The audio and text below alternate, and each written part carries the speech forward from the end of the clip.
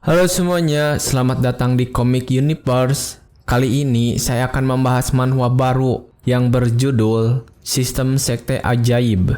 Di sebuah malam yang sepi, seorang anak berteriak memanggil ibunya. Dia saat ini sedang berusaha mencari tahu apa yang sedang terjadi saat ini. Dia menangis dan terus ditahan oleh seseorang ketika dia terus memanggil ibunya. Tetapi ketika dia sedang memanggil ibunya, ayahnya yang ada di sana kemudian mengatakan sesuatu. Apa yang kalian lakukan? Berhenti membuat keributan dan cepat tinggalkan tempat ini segera. Dan pastikan insiden ini tidak bocor keluar. Juga mulai hari ini dan seterusnya, klan Baekli tidak akan balas dendam untuk hal ini.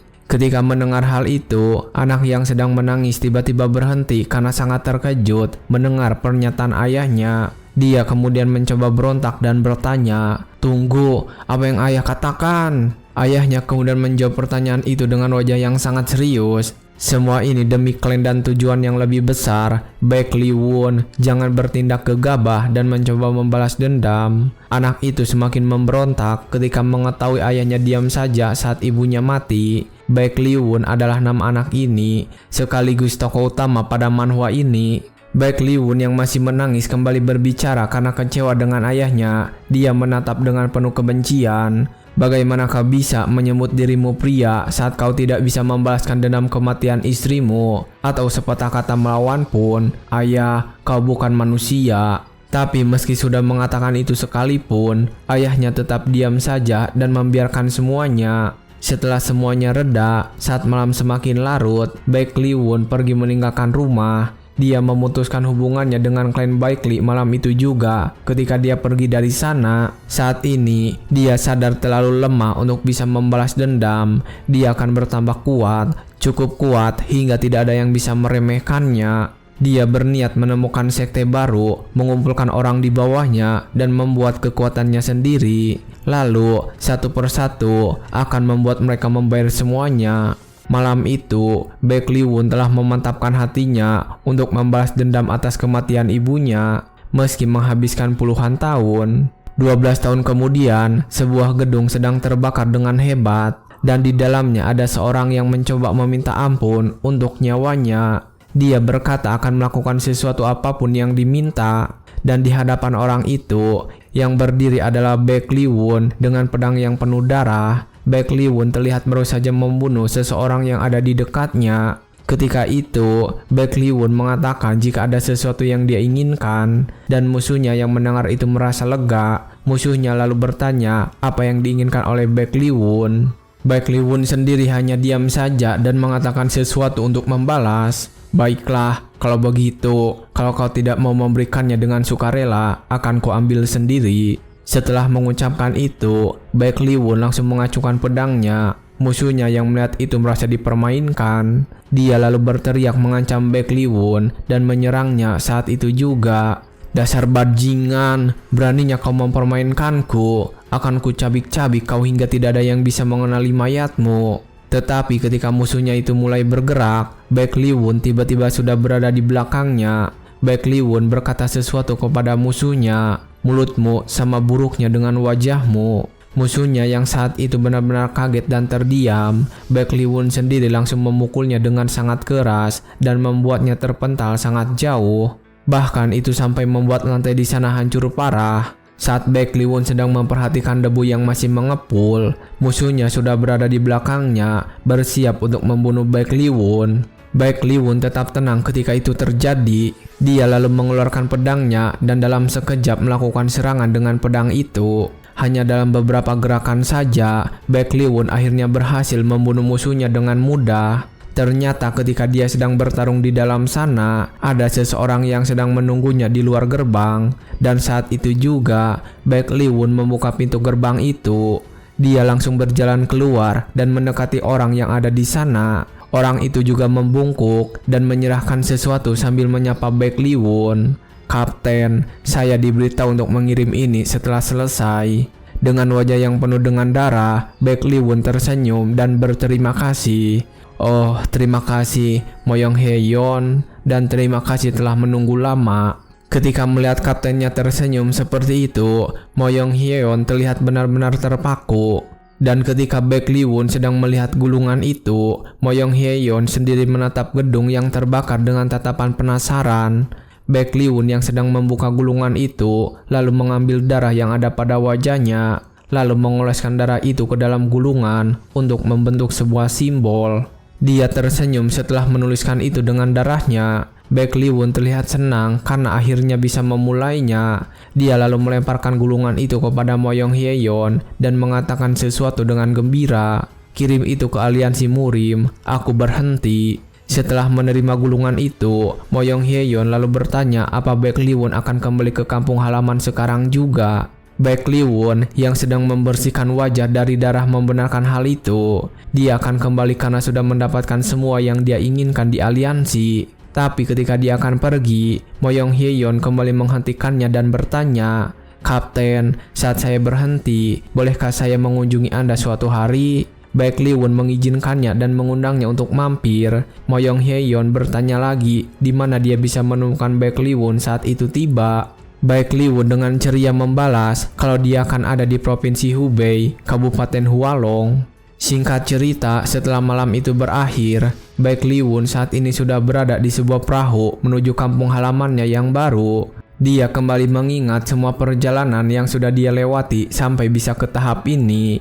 Baek Lee-won meninggalkan klannya untuk bertambah kuat dan bergabung ke aliansi Murim, menggunakan bela diri yang dikembangkan sendiri, dan berhasil melesat sampai menjadi kapten. Dan 12 tahun sudah berlalu sejak saat itu. Dia tersenyum karena akhirnya waktu untuk membuat sektenya sendiri telah tiba. Dia sudah menyimpan cukup uang untuk membeli manor, dan manor yang sempurna baru saja dijual. Semuanya berjalan dengan sempurna. Ketika sedang memikirkan betapa sempurnanya keadaan saat ini, Baek Lee-won tertawa dengan sangat keras saking terlalu bahagia. Dan itu sampai membuat pembawa perahu bertanya-tanya, apakah dia sedang membawa penumpang yang gila?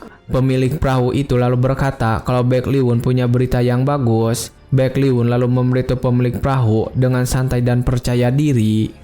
Maafkan aku terbawa suasana. Hahaha, aku dalam perjalanan untuk menyelesaikan pembelian manorku, untuk mewujudkan impian seumur hidupku, yaitu mendirikan sekteku sendiri. Pemilik perahu tersenyum ketika mendengar itu dan memujinya, tapi baru saja berpikir seperti itu, pemilik perahu terlihat ragu-ragu. Karena akhirnya dia ingat kalau hanya ada satu manor yang dijual di sekitar tempat itu, dan itu adalah manor angker. Ternyata ketika dia sedang bergumam, Baek Lee-won mendengarnya. Dia bertanya apa yang sedang pemilik perahu gumamkan.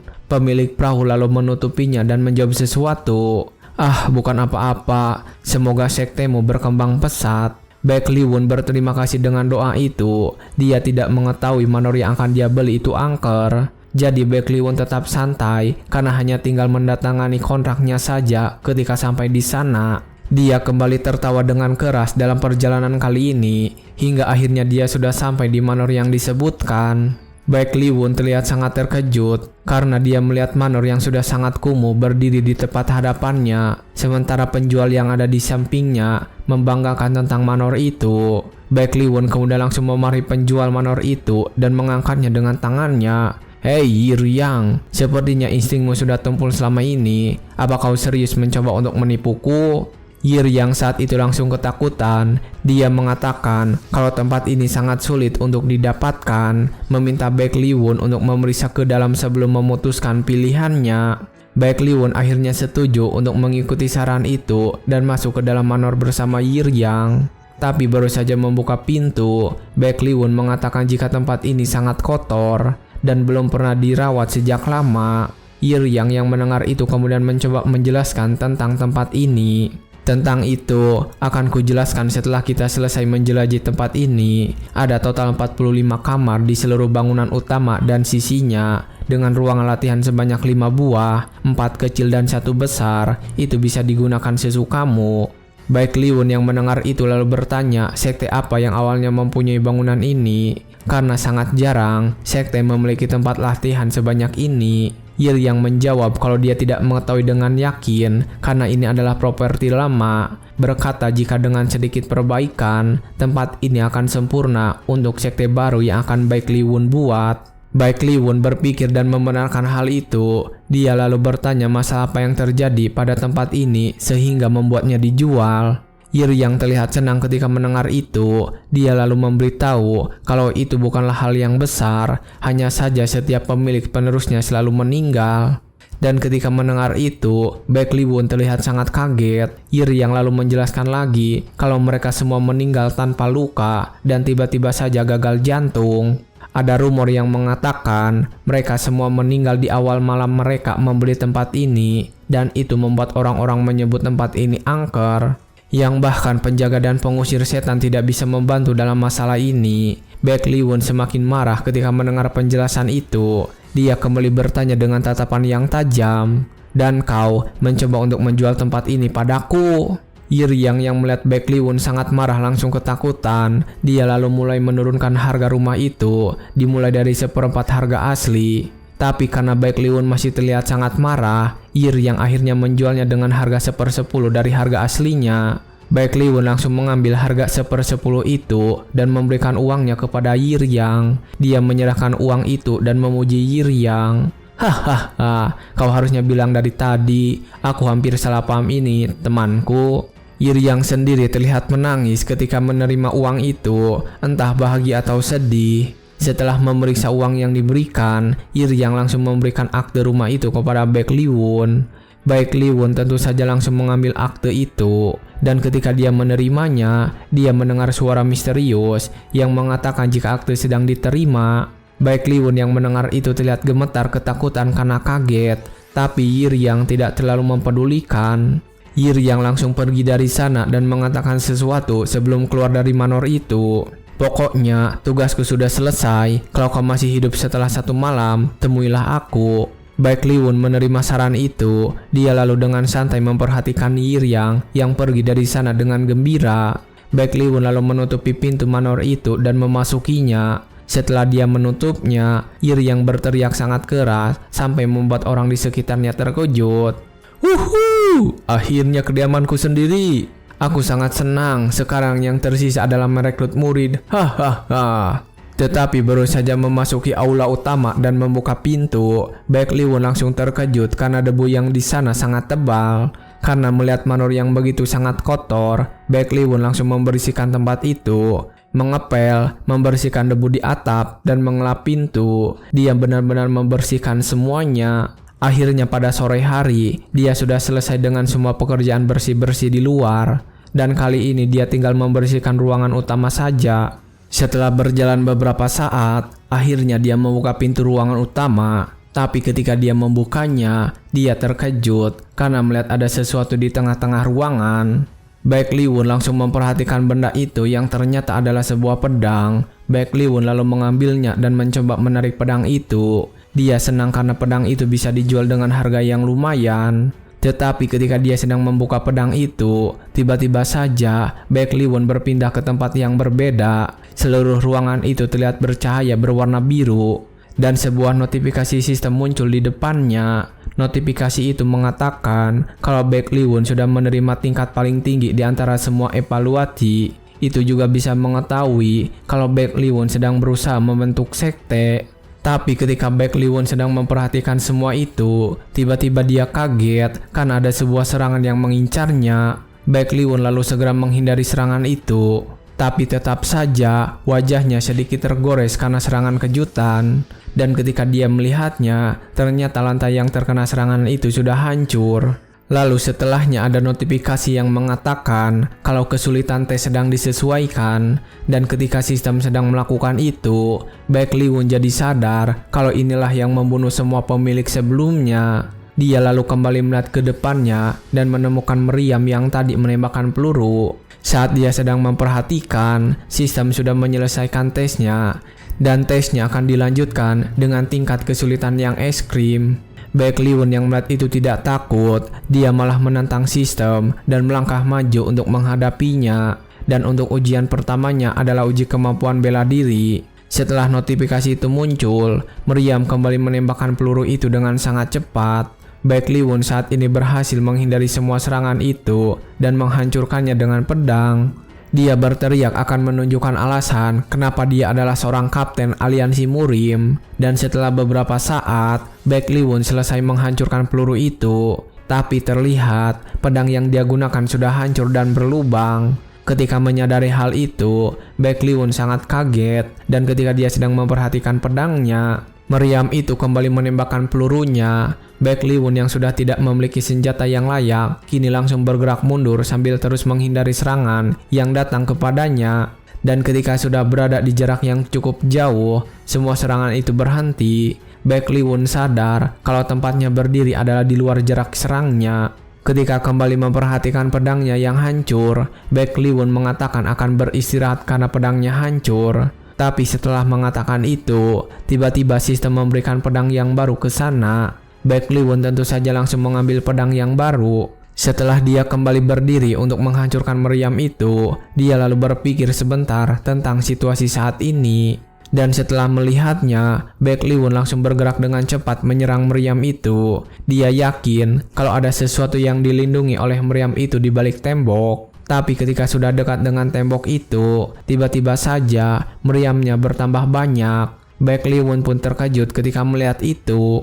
Tapi meriam itu tidak peduli dengannya. Mereka langsung menembakkan peluru bersamaan. Baek Lee-won langsung fokus menghindar dan menghancurkan peluru itu satu persatu. Dan setelah beberapa saat menghancurkannya, pedangnya tiba-tiba patah. Dan ketika dia sedang terganggu, sebuah peluru sudah berada di belakangnya. Dan karena sudah sangat dekat, peluru itu meledak menimbulkan debu yang sangat tebal. Namun ketika ledakan itu menghilang, ternyata Baek Lee-won masih selamat. Dia lalu mulai kembali bergerak dan kali ini menggunakan sebuah jurus, Plowing Moon Step, Reaper of the All-Star, New Moon. Dia menerjang maju dengan cepat dan menggunakan pedangnya sebagai senjata yang tajam. Dia bergerak maju dengan pedang di depannya. Hingga setelah beberapa saat, Baek Lee-won berhasil menancapkan pedang itu di tembok yang ada di depannya. Tembok itu terlihat retak karena serangannya. Dan ketika muncul cahaya dari tembok itu meledak dan membuat Baek Lee-won terpental. Baek Lee-won yang melihat ledakan itu langsung berdiri setelahnya. Dia tetap waspada karena takut jika ada serangan lagi. Tetapi ketika dia waspada, pedang di tangannya tiba-tiba mulai menghilang. Dan sistem mengatakan kalau tesnya sudah selesai. Bahkan ruangan di sana sudah kembali seperti semula. Sistem lalu memberitahu Baek Lee-won sudah lulus ujian dan semua fungsi ruangan telah terbuka ke tingkat tertinggi. Sistem juga memberikan pedang yang bersinar kebiruan untuk Baek Lee-won. Baek Lee-won menerima pedang itu dengan senang hati. Setelah menerima pedang itu, sistem lalu mengatakan jika pengujian akan selesai setelah manor itu diberi nama olehnya. Baek Lee-won memejamkan matanya dan berpikir. Lalu dengan percaya diri dia menyebutkan nama sektenya. Sudah ditentukan, surga yang harus adil, Righteous Heaven, akan kunami sekte ini sekte Righteous Heaven. Dan setelah berhasil menamainya, sebuah huruf muncul di tangannya. Ketika itu terjadi, sistem mengatakan sesuatu. Mulai saat ini, memulai sistem sekte. Baek Lee-won yang mendengar itu hanya diam saja karena tidak tahu apa maksudnya. Keesokan harinya, setelah berhasil menyelesaikan ujian sistem, Baek Lee-won langsung bergegas untuk menemui Yiryang. Dia menerobos masuk ke kediamannya dan langsung memanggilnya dengan kasar. Yiryang sendiri yang sedang mencatat keuangannya hanya biasa saja. Dengan santai dia bertanya bagaimana keadaan malam tadi. Baek Lee-won sendiri kemudian langsung memarahinya sambil menunjukkan sistem yang ada di dekatnya. Hei Yiryang, kau tidak bilang sesuatu seperti ini akan muncul. Ini mengikutiku dari tadi malam. Sebenarnya apa ini? Padahal ketika dia sedang menjelaskan, sistem sudah memberitahu kalau hanya orang yang terikat kontrak yang bisa melihatnya. Dan benar saja, Yiryang mengatakan jika dia tidak bisa melihat apapun di sana. Malahan dia bertanya apakah semalam kepala Baek Lee-won terbentur sesuatu. Dan setelah mengetahui itu, Baek Lee-won akhirnya bisa tenang. Kini dia sedang duduk berhadapan dengan Yiryang. Melihat Baek Lee-won yang masih terlihat kesal, Yiryang lalu mengatakan akan mengambil kembali rumah itu jika terus seperti ini. Baek Lee-won yang mendengarnya kemudian menghentikannya, mengatakan jika dia masih butuh rumah itu. Baek Lee-won juga mengatakan kalau dia masih harus siap-siap untuk upacara pendirian sekte. Dia mengatakan kalau membutuhkan seragam sekte sebanyak 20 set dan bertanya apakah Hiryang memiliki rekomendasi di mana dia bisa membuatnya. Hiryang kemudian memberitahu sesuatu. Ada beberapa toko kain di sekitar sini, tapi mereka agak susah diajak kerjasama. Sekarang mereka sedang sibuk berebut kontrak kolaborasi dengan Yellow Dragon Hall. Hiryang juga menjelaskan kalau Yellow Dragon Hall adalah penyedia kain untuk keluarga kekaisaran secara turun-temurun. Dan karena itu, pengaruh mereka sangat besar di dunia murim, baik dari pihak ortodok maupun non-ortodok. Makanya banyak klan besar juga sangat berhati-hati kalau berurusan dengan Yellow Dragon Hall.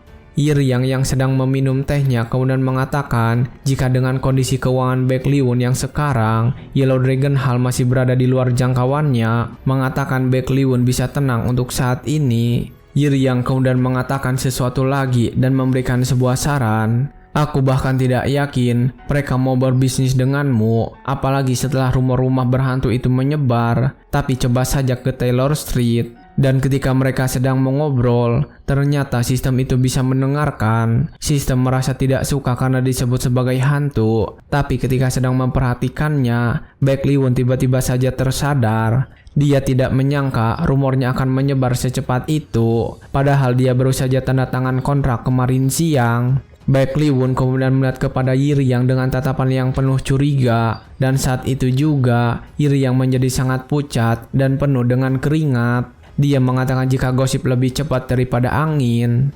Baek Lee-won kali ini benar-benar sangat marah. Dia sudah bersiap dengan pedangnya dan bertanya kepada Hiryang, "Jangan-jangan kau yang menyebarkannya?" Hiryang yang ketakutan kemudian mulai menjawabnya dan mengatakan sesuatu. "Anggap saja itu promosi gratis untuk sektemu. Tapi terlepas dari rumor itu, kenyataan bahwa kau masih hidup adalah bukti kalau ini tidak berbahaya kan? Semuanya akan baik-baik saja." Tetapi setelah mendengar itu, Baek Lee-won benar-benar sangat marah dan mengatakan ini semua salah Hiryang yang menjual rumah berhantu itu kepadanya. Tetapi karena semuanya sudah terjadi, Baek Lee-won sudah tidak ingin berurusan dengannya. Dia kemudian langsung mencoba untuk mencari tukang jahit untuk membuat seragam sektenya. Tetapi meskipun dia datang untuk membeli dengan senyuman, para penjahit langsung menolak. Baek Lee-won juga mengatakan kalau dia memiliki tawaran yang bagus. Tetapi tetap saja penjahit itu menolak dan menyuruhnya pergi, bahkan sampai melemparinya dengan sesuatu. Penjahit itu tidak menerima tawaran Baek Lee-won karena berasal dari rumah berhantu. Karena sudah mendapatkan penolakan yang sangat keras, Baek Lee-won tidak punya pilihan lain selain pergi dari sana. Namun ketika dia berjalan di sekitar kota, orang-orang bahkan sudah mengetahui kalau dia adalah pemilik rumah berhantu. Ketika dia sedang memikirkan semua rumor yang telah menyebar, tiba-tiba saja dia berhenti karena mendengar ada pertengkaran. Dan ketika melihatnya, ternyata ada anak kecil yang memaksa seorang pria dewasa menepati janjinya, janji untuk menyelamatkan kakaknya. Ketika pria dewasa itu sedang mencoba melepaskan dirinya dari cengkraman anak kecil, seorang kakek tua tiba-tiba memanggil anak kecil itu. "Shenwu, kau Shenwu kan? Ada apa ini?" Anak kecil yang bernama Shenwu itu lalu memberitahu apa yang terjadi kepada si kakek tua. "Tuan, mereka menipuku. Mereka bilang mereka bisa menyembuhkan penyakit kakakku, tapi mereka malah mengambil uangku." Tapi ketika Shenwu mengatakan semua itu, pria dewasa tersebut langsung menamparnya hingga berdarah. Pria itu mengatakan jika kakaknya Shenwu tidak bisa diselamatkan, bahkan tabib saja sudah menyerah. Ketika pria itu menyerang, kakek tua benar-benar sangat marah dan memarahi pria itu. "Kalian bajingan dari sekte White Sword kan? Bisa-bisanya kalian menindas anak kecil seperti ini." Ketika kakek tua itu mengatakan semua itu, seseorang di belakang pria dewasa yang menghajar anak kecil berbicara sesuatu. "Jangan biarkan ini sampai ke telinga ketua sekte, urus diam-diam." Pria dewasa itu kemudian menerima perintah itu. Dia mulai mengeluarkan pedangnya untuk membunuh mereka berdua. Tetapi kakek tua yang ada di sana tidak mundur. Dia berdiri untuk melindungi Shenwu dari pria dewasa. Ketika pria dewasa itu tersenyum, tiba-tiba saja Baek Lee-won datang ke sana dan menendangnya dengan keras. Hanya dengan tendangan itu, pria jahat tersebut langsung terlempar ke tanah. Perwakilan sekte White Sword yang melihat itu terkejut. Dia lalu bertanya siapa orang yang berani menyerang mereka. Baek Liwon kemudian menjawab dengan penuh percaya diri. Yah, namaku sudah tidak terlalu berakhir akhir-akhir ini. Tapi menjawab saat ditanya itu sopan kan? Aku ketua sekte Rectus Sipen, Baek Liwon.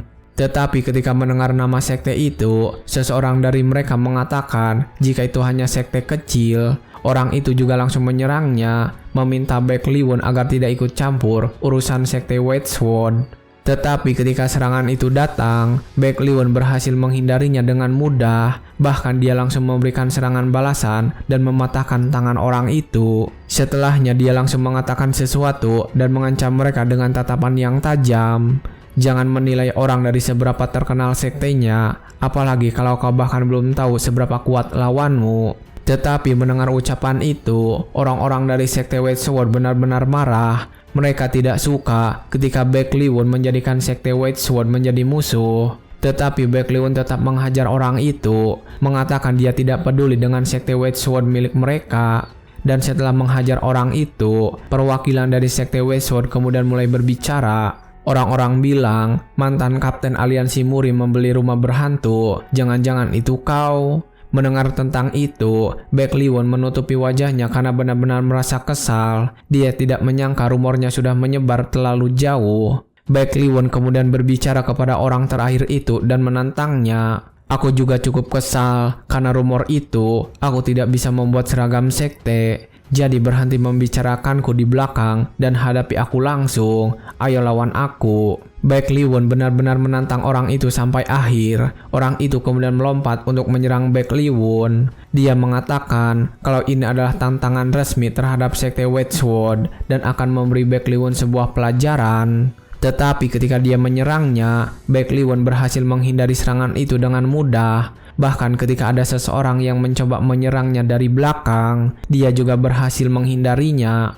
Baek Liwon bahkan langsung mengalahkan orang di belakangnya dengan mudah. Dia bergerak untuk menyerang pemimpin grup mereka. Hanya dengan sekali pukulan, dia berhasil membuat pemimpin grup itu terjatuh.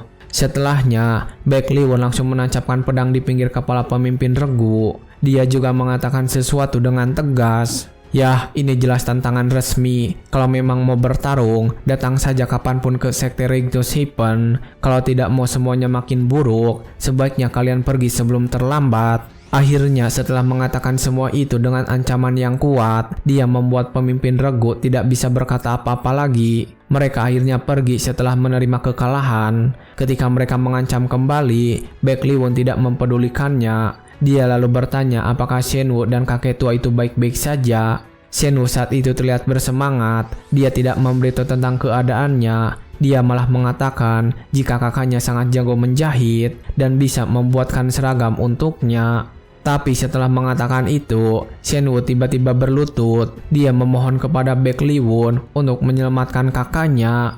Baek Liwon yang mendengar itu kemudian menolak, mengatakan jika itu bukanlah tugas yang bisa diselesaikan. Tetapi ketika dia mengatakan itu, sistem tiba-tiba saja memberitahu sesuatu, mengatakan kalau kesempatan perdagangan baru terdeteksi dan targetnya adalah tingkat ketiga. Setelah melihat informasi itu, Baek Liwon benar-benar sangat terkejut karena tingkat 3 itu lumayan tinggi. Dia lalu meminta Shenwu untuk menceritakan masalahnya lebih lanjut. Akhirnya Shenwu bercerita sambil berjalan pulang menuju rumahnya. Dia mengatakan jika orang tua mereka sudah meninggal setahun lalu dan tinggal tersisa dia dengan kakaknya saja. Mereka bertahan hidup dari menjahit, tapi belakangan ini kakaknya terkena penyakit aneh yang membuat tangan dan kakinya membeku. Kakek tua yang ada di sana kemudian menyadari kalau itu adalah penyakit dingin.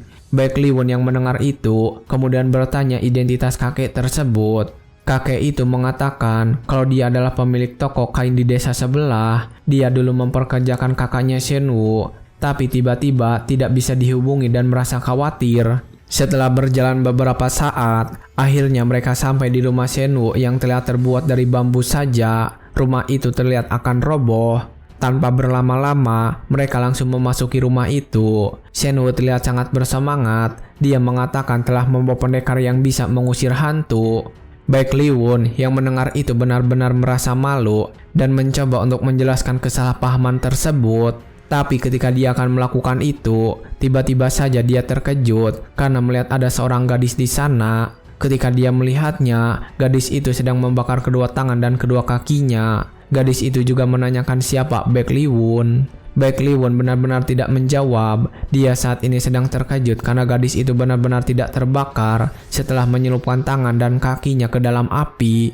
Dia sadar kalau ini lebih parah dari dugaannya. Dan ketika dia sedang memperhatikan, sistem memberitahu kalau panas api dan dingin dari tubuh gadis itu saling bertabrakan. Mendengar penjelasan dari sistem, Baek Lee-won menduga kalau ini adalah efek samping dari kultivasi energi yin. Baek Lee-won kemudian bertanya kepada gadis itu, "Kau pasti Seo-hwa kan? Adikmu memohon padaku untuk menyelamatkanmu. Apa api ini tidak menyakitimu?" Seo-hwa kemudian menjawab kalau apinya tidak terasa sakit dan kalau dia berhenti, maka tangannya bisa membeku. Ketika mereka sedang mengobrol, kakek tua yang ada di sana juga bertanya apa yang sedang terjadi sebenarnya. Dia mengatakan khawatir karena Seo-hwa tiba-tiba tidak bisa dihubungi. Seo-hwa sendiri hanya meminta maaf karena kondisi tubuhnya akhir-akhir ini semakin parah, jadi tidak bisa pergi bekerja di toko. Baek Lee-won kemudian meminta izin kepada Seo-hwa untuk memeriksa nadinya. Dia mengatakan perlu memastikan sesuatu. Seo-hwa mengizinkan hal itu dan meminta kepada Baek Lee-won untuk melakukannya dengan cepat. Baek Lee-won kemudian langsung memeriksa nadi Seo-hwa menggunakan tangannya dan mengendalikan sebuah tenaga dalam. Dia mulai memeriksanya dengan serius ketika tenaga dalamnya telah mencapai seluruh tubuh Seo-hwa. Dan ketika dia mulai memeriksanya, sistem memberitahu kalau Seo-hwa terlalu banyak menyerap energi yin. Dan kalau begini terus bisa bahaya. Baek Lee-won yang mendengar sistem memintanya untuk berhenti karena tidak ingin diceramahi.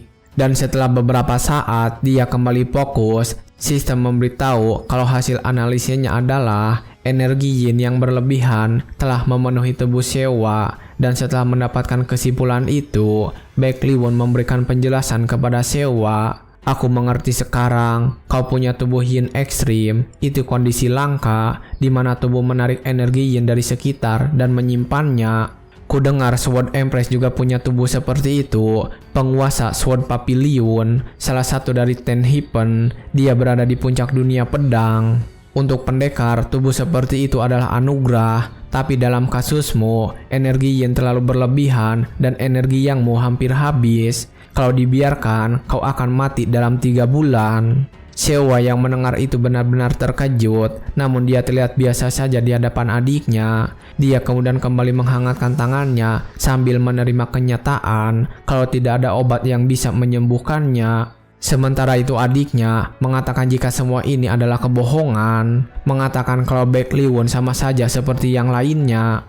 Kakek tua itu juga bertanya apakah obat benar-benar tidak bisa membantu Seo-hwa. Baek Lee-won lalu menjelaskan kalau obat hanya bisa menundanya sebentar, gejalanya akan kambuh semakin parah.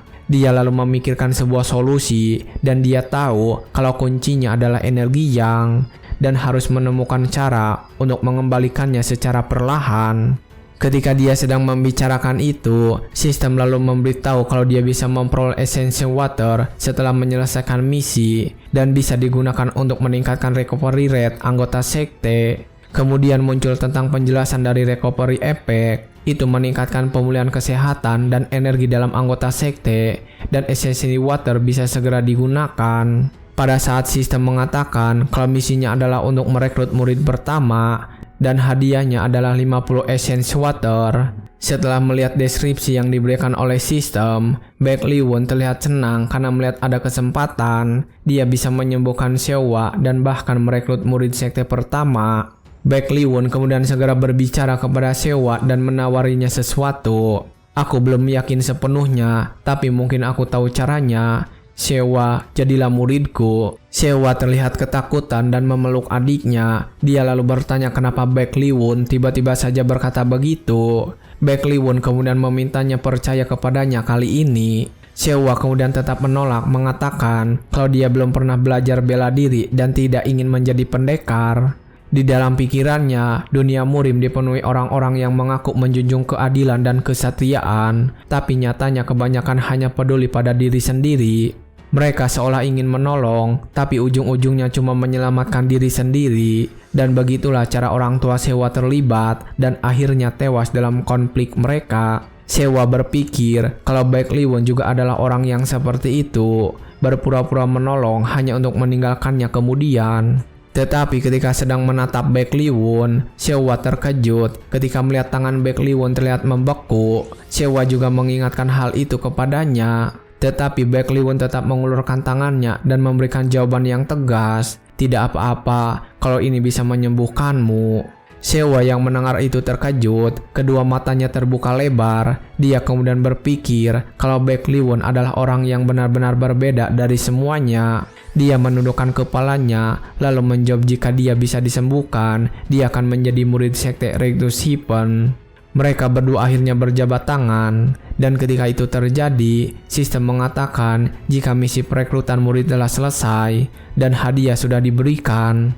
Ketika mereka berjabat tangan, sistem telah mendeteksi kontak dengan energi yin, dan langsung menggunakan essence water untuk memulai efek pemulihan kecil. Saat itu terjadi, muncul sebuah cahaya di kedua tangan mereka berdua. Sehwa yang mengalaminya benar-benar tidak percaya karena sekarang tangannya mulai terasa hangat. Sistem lalu memberitahu kalau tingkat pemulihan kesehatan dan energi dalam anggota sekte meningkat, bahkan sedang menerapkan recovery efek tambahan. Baek Lee-won yang melihat itu merasa senang karena pengobatannya mulai berhasil. Sistem juga memberitahu kalau proses pemulihan tubuh anggota sekte sedang berlangsung. Dan ketika itu terjadi, tangan mereka berdua bersinar sangat terang. Beberapa saat setelahnya, Baek Lee-won mulai merasakan energi yang sudah mengalir lagi, dan itu dipastikan dengan sistem yang mendeteksi energi itu di dalam tubuh Sehwa. Dan akhirnya setelah beberapa saat, Sehwa benar-benar bisa merasakan kembali kedua tangannya. Dia mengatakan jika tidak percaya kalau tangan dan kakinya mulai sembuh. Mendengar kabar baik itu, Shenwu langsung memeluk kakaknya dengan erat dan menangis bahagia. Kakek tua lalu bertanya apakah Baek Lee-won menyembuhkannya dengan seni energi. Baek Lee-won hanya mengiyakannya saja, dan setelahnya kakek tua itu malah tertawa dengan keras. Dia juga mengatakan sesuatu dengan serius. Hahaha, luar biasa. Aku suka kau, anak muda. Sekarang aku paham kenapa ketua aliansi Murim begitu menghargaimu. Ketika mendengar itu, Baek Lee-won menjadi curiga dan waspada. Dia bertanya-tanya kenapa kakek tua itu kenal dengan ketua aliansi. Melihatnya yang curiga seperti itu, kakek tua kemudian memperkenalkan dirinya dengan penuh percaya diri. Astaga, aku belum memperkenalkan diri. Namaku Cheon Gam-yong. Aku adalah pemilik Yellow Dragon Hall, atau panggil saja aku Master Yellow Dragon Hall. Sementara itu saat ini di sekte White Sword, di keinangan malam, orang-orang yang telah dihajar oleh Baek Lee-won sedang melapor kepada pemimpin mereka. Namun ketika mereka sedang melaporkan kekalahan mereka yang berhasil dikalahkan oleh sekte baru, pemimpin sekte mereka langsung menusuk salah satu tangan anggotanya. Dan ketika anggota itu berteriak kesakitan, pemimpin sekte berbicara, "Sakit ya? Ini belum seberapa dibandingkan rasa malu yang harus kutanggung. Bawa mereka semua ke ruang hukuman." Pemimpin sekte White Sword tidak peduli meskipun anggotanya sudah meminta maaf dan tetap menghukum mereka semua.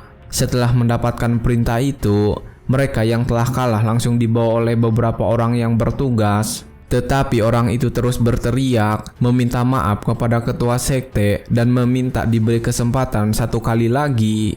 Sementara itu saat ini, ketua sekte sedang terlihat marah dan berbicara sendirian.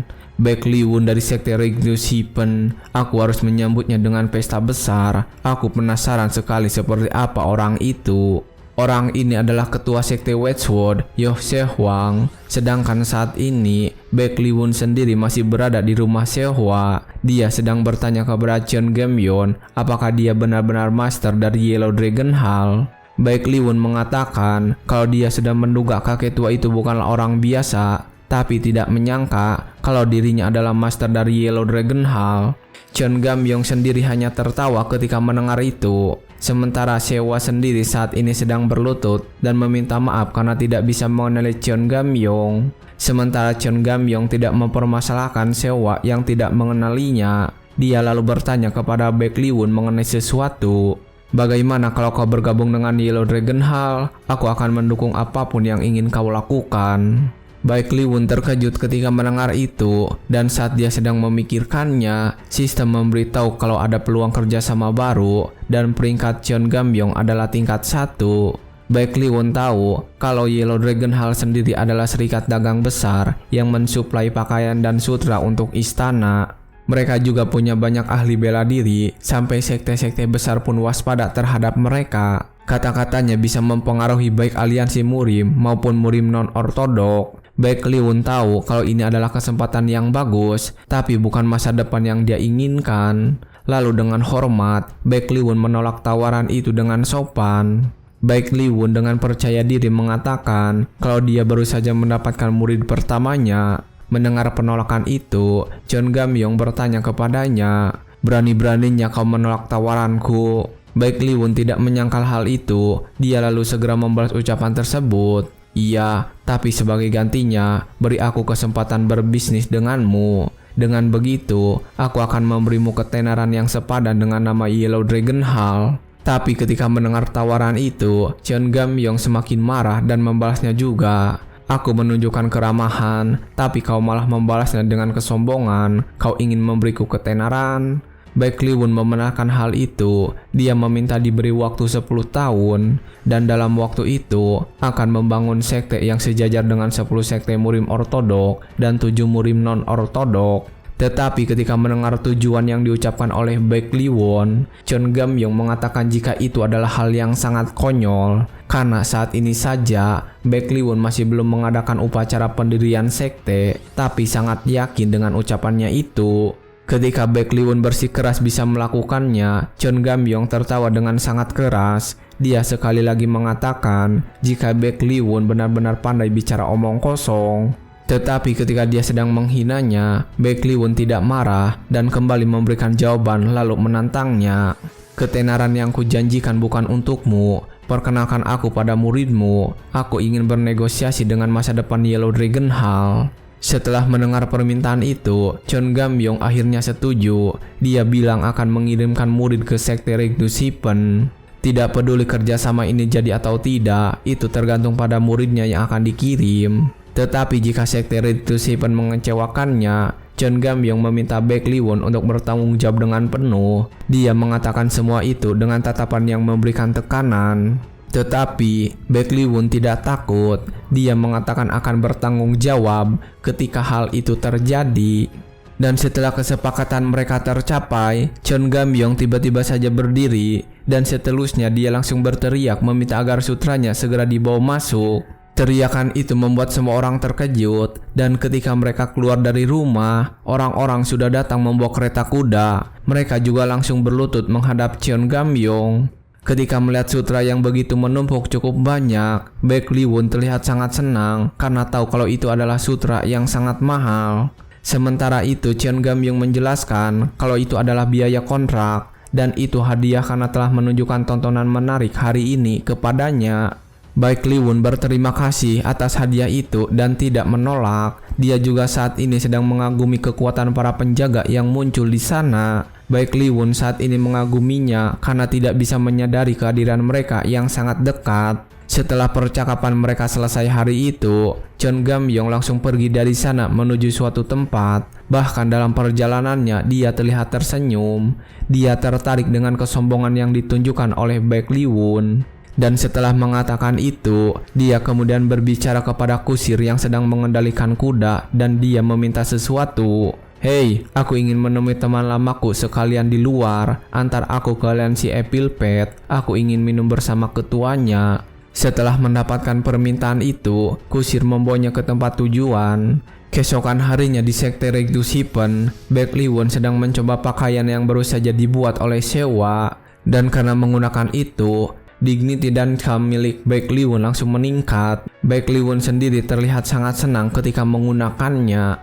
Dia lalu mencoba bergerak menggunakan pakaian itu. Dia lalu memuji kalau pakaian itu tetap nyaman bahkan ketika dia bergerak. Dan saat dia sedang mencoba menggunakannya, sistem mengatakan kalau pakaian itu telah dijahit dengan keahlian tinggi dan meminta Baik Li Won untuk memilih salah satu hadiahnya. Baik Li Won sendiri saat ini terkejut ketika mendapatkan notifikasi dan tiba-tiba muncul sebuah notifikasi. Di sana ada beberapa pilihan. Pertama, Advanced Shokari Text. Kedua, Advanced Miracle Medicine of Talent dan Exclusive Trade Unlock. Ketika sedang melihatnya, Baek Lee-won mengetahui jika ketiganya cukup bagus, dan setelah memikirkannya, dia akhirnya memilih yang ketiga. Dia memilih Exclusive Trait Unlock, dan setelah memilih opsi tersebut, Baek Lee-won ini memiliki kemampuan untuk membuka trait murid sekte Erectus Heaven.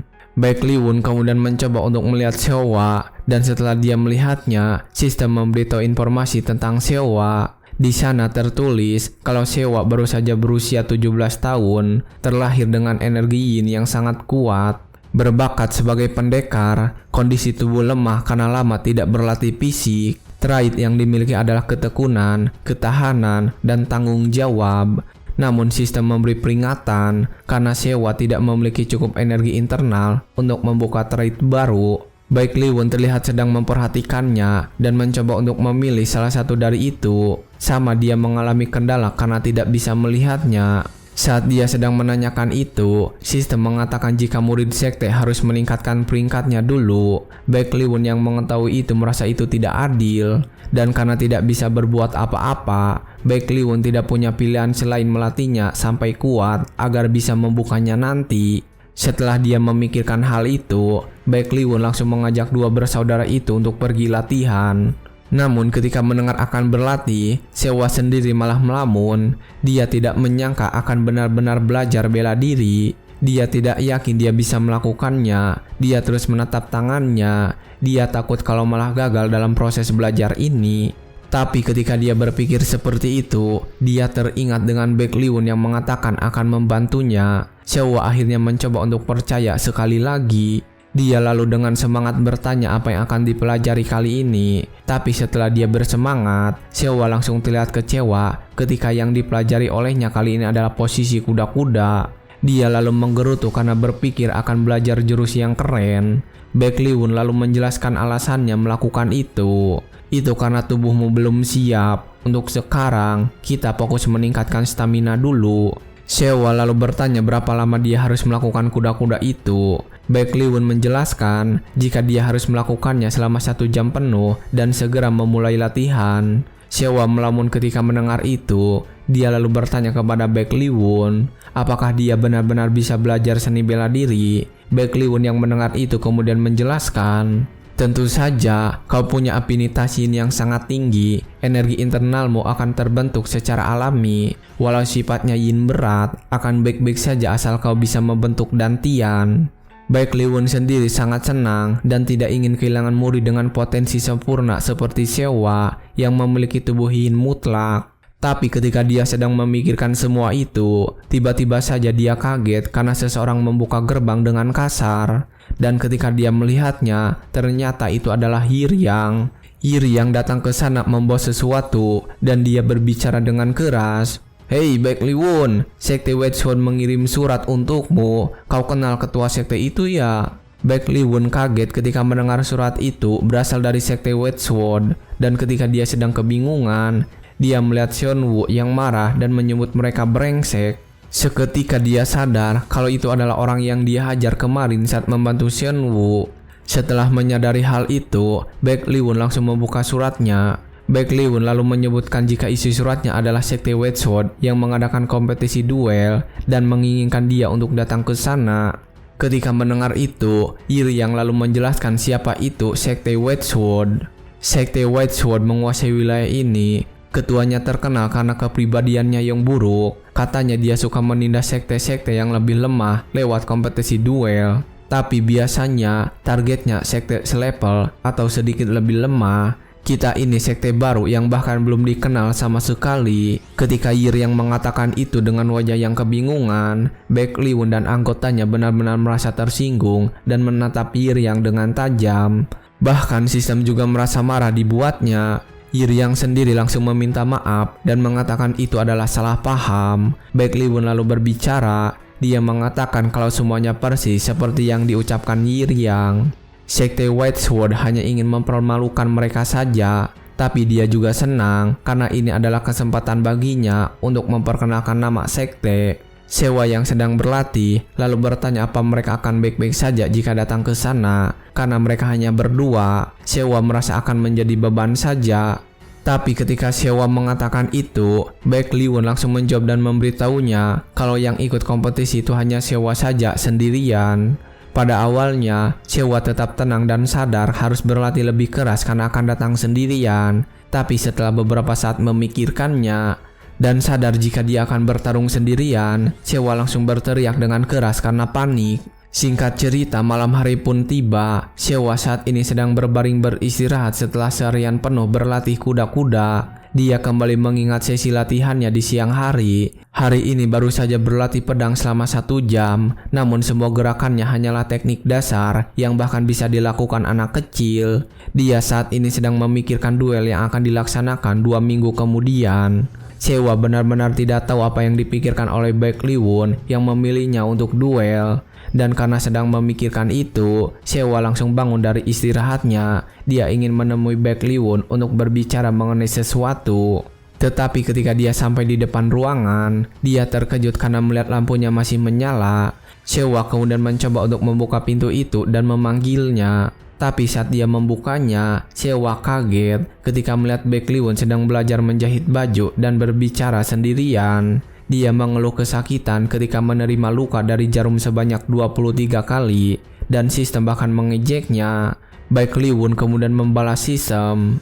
Dia pasti mulai meragukan soal latihan pose kuda-kuda. Sebelum itu terjadi, aku harus membuatkan jubah latihan ini dulu. Semoga saja dia suka. Sewa yang tidak sengaja mendengar itu terlihat terkejut dan diam saja. Dia kemudian memutuskan untuk pergi dari sana tanpa berpamitan. Dan ketika itu terjadi, sistem mengatakan kalau sifat Sewa, responsibility akan mekar. Singkat cerita, hari duel yang diselenggarakan oleh Sekte Wedgwood telah tiba. Sudah banyak orang yang sedang menunggu di sana untuk menonton. Dan di antara mereka, ada seorang adik yang bertanya kepada kakaknya, kenapa pemimpin sekte mereka harus menyelenggarakan acara ini? Padahal mereka hanya perlu melangsungkan duel ini secara privat dengan sekte Reignition. Kakaknya lalu menjawab, kalau gosip anggota sekte mereka dihajar sudah beredar dan pemimpin sekte Wedgwood ingin menggunakan kesempatan ini untuk memberikan pelajaran, ingin menunjukkan konsekuensi yang akan diterima kalau ada yang ingin macam-macam dengan sekte Wedgwood. Mereka tampak bersemangat saat ketua sekte mereka begitu tegas. Dan saat mereka sedang berbincang, Sewa datang menghampiri mereka untuk mendaftar kompetisi bela diri yang sedang diadakan. Dan saat Sewa menuliskan namanya, penjaga itu terpesona dengan kecantikannya. Tapi setelah Sewa pergi dari sana, para penjaga itu mengomentari pakaian yang dikenakan. Dan itu adalah pakaian yang dijahit oleh Baek Liwon. Singkat cerita, setelah berjalan beberapa saat, mereka sampai di lapangan pertandingan. Dan di sana, So Hyo-wang sudah berdiri memberikan sambutan dan memulai duel ini. Dia mengatakan kalau duel ini diadakan untuk mempererat pertemanan di antara sekte ortodok dan menjadi tempat unjuk gigi bagi para pemuda yang akan memimpin masa depan. Bahkan So Hyo-wang juga sudah menyiapkan hadiah bagi sang juara. Saat dia mengatakan itu, seseorang membuka hadiah yang disiapkan. Dan itu ternyata sebuah pil yang bernama Laser Blue Pill. Laser Blue Pill adalah salah satu dari 2 eliksir yang dibuat oleh Wudang. Saat dikonsumsi, aliran Qi akan menguat dan dapat membantu penyempurnaan inti Qi. Saat So Hyo-wang mengumumkan Laser Blue Pill sebagai hadiah, kerumunan di sana langsung bersorak gembira. Mereka memuji kedermawanan So Hyo-wang. Setelah mengumumkan semua itu, dia langsung turun dari panggung. Dan ketika bawahannya melaporkan semua persiapan sudah selesai, So Hyo-wang terlihat kesal. Dia lalu menyeringai dan mengatakan sesuatu. Bajingan, akan kupastikan mereka tidak bisa cari gara-gara lagi dengan sekte Wedgwood. Tunjukkan perbedaan kekuatan kita yang luar biasa. Bawahannya yang ada di sana langsung menerima perintah itu. Sementara saat ini, acara duel sudah dimulai. Ini adalah ronde persiapan. Di arena 3, Sewa yang berada di sini masih gugup meski sudah memegang pedang. Ketika Sewa bertanya kepada Baek Liwon memberikannya sebuah saran. Ingat saja soal latihanmu dan percaya pada sosok yang melatihmu. Aku jamin kau pasti sudah jadi lebih kuat. Setelah mendengar saran itu, Sewa sudah kembali bersemangat. Dia bilang akan berusaha sebaik mungkin. Setelah mengatakan semua itu, Sewa langsung naik ke panggung untuk memulai duel pertamanya. Baik Liwun yang menyaksikannya dapat melihat aura biru yang muncul dari tubuh Sewa yang sedang berdiri di panggung itu. Setelah mereka bertemu di atas panggung, musuhnya memperkenalkan diri kalau dia adalah Cheongsam dari sekte Blue Moon. Sewa juga memperkenalkan dirinya yang berasal dari sekte Regtushipen. Dan ketika mereka sedang berhadapan, Cheongsam bertanya apakah ini pertama kalinya Sewa memegang pedang.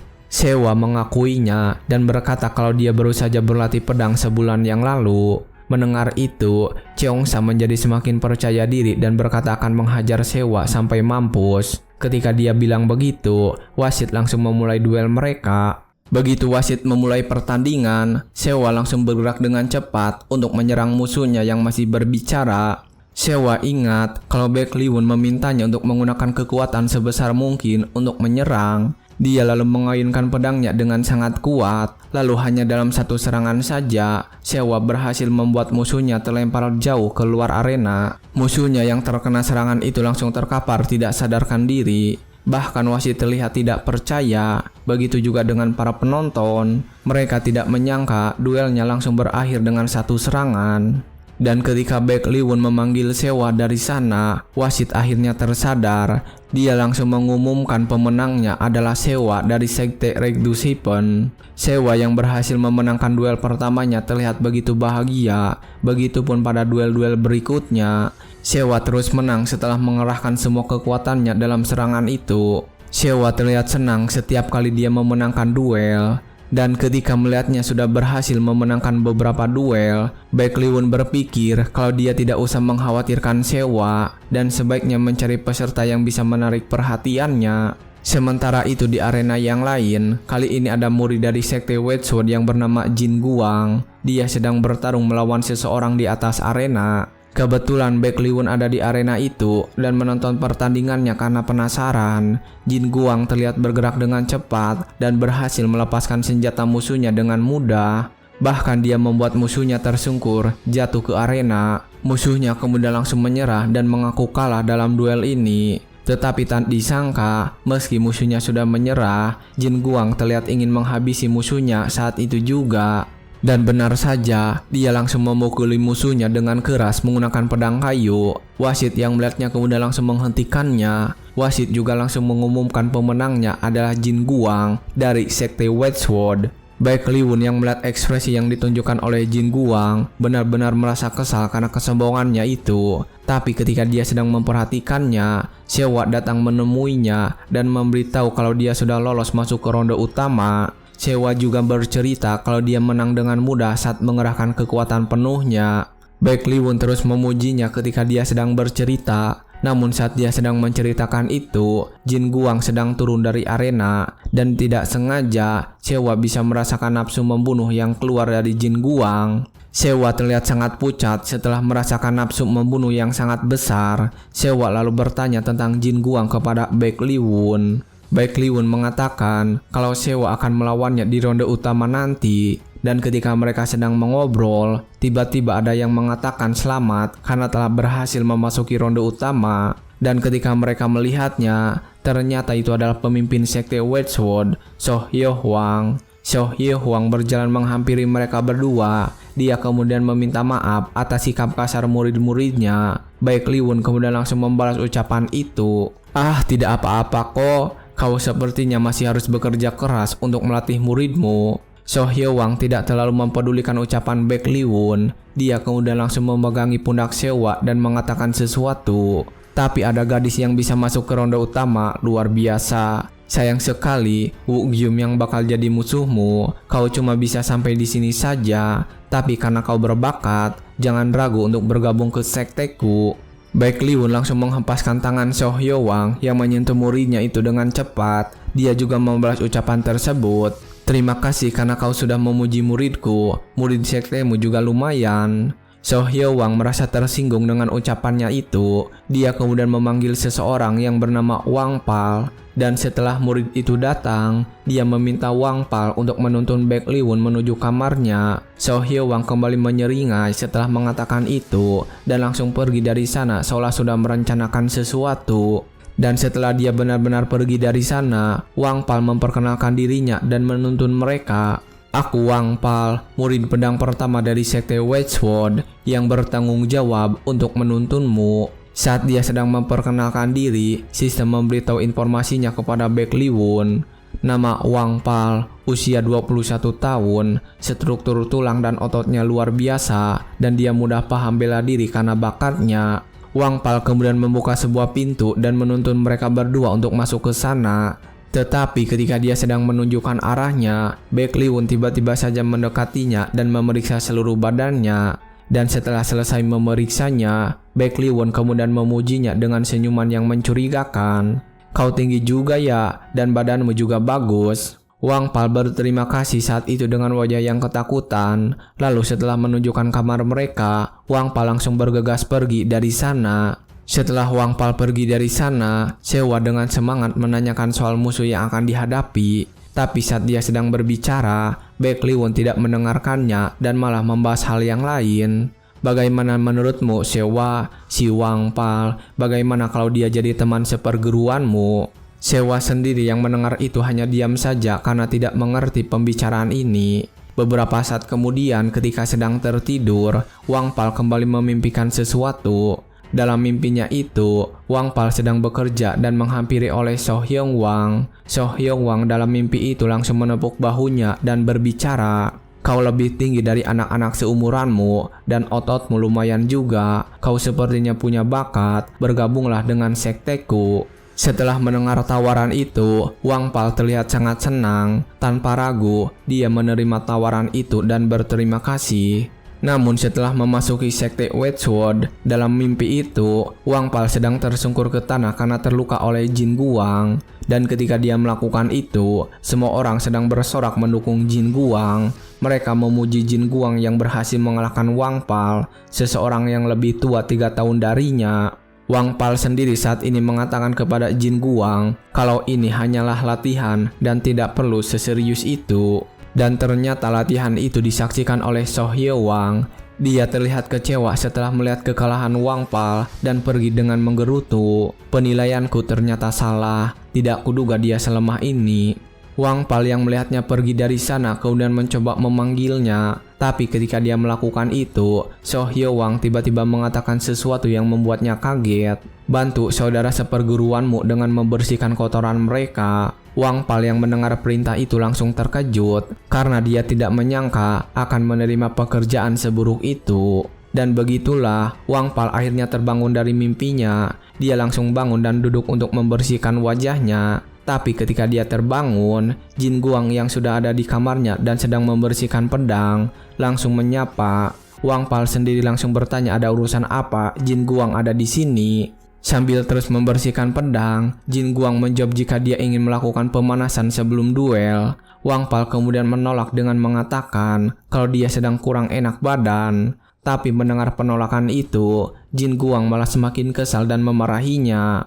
"Memangnya kenapa? Sudah ku bilang, aku mau pemanasan. Kegunaanmu cuma itu. Setidaknya kau harus membantuku untuk urusan ini.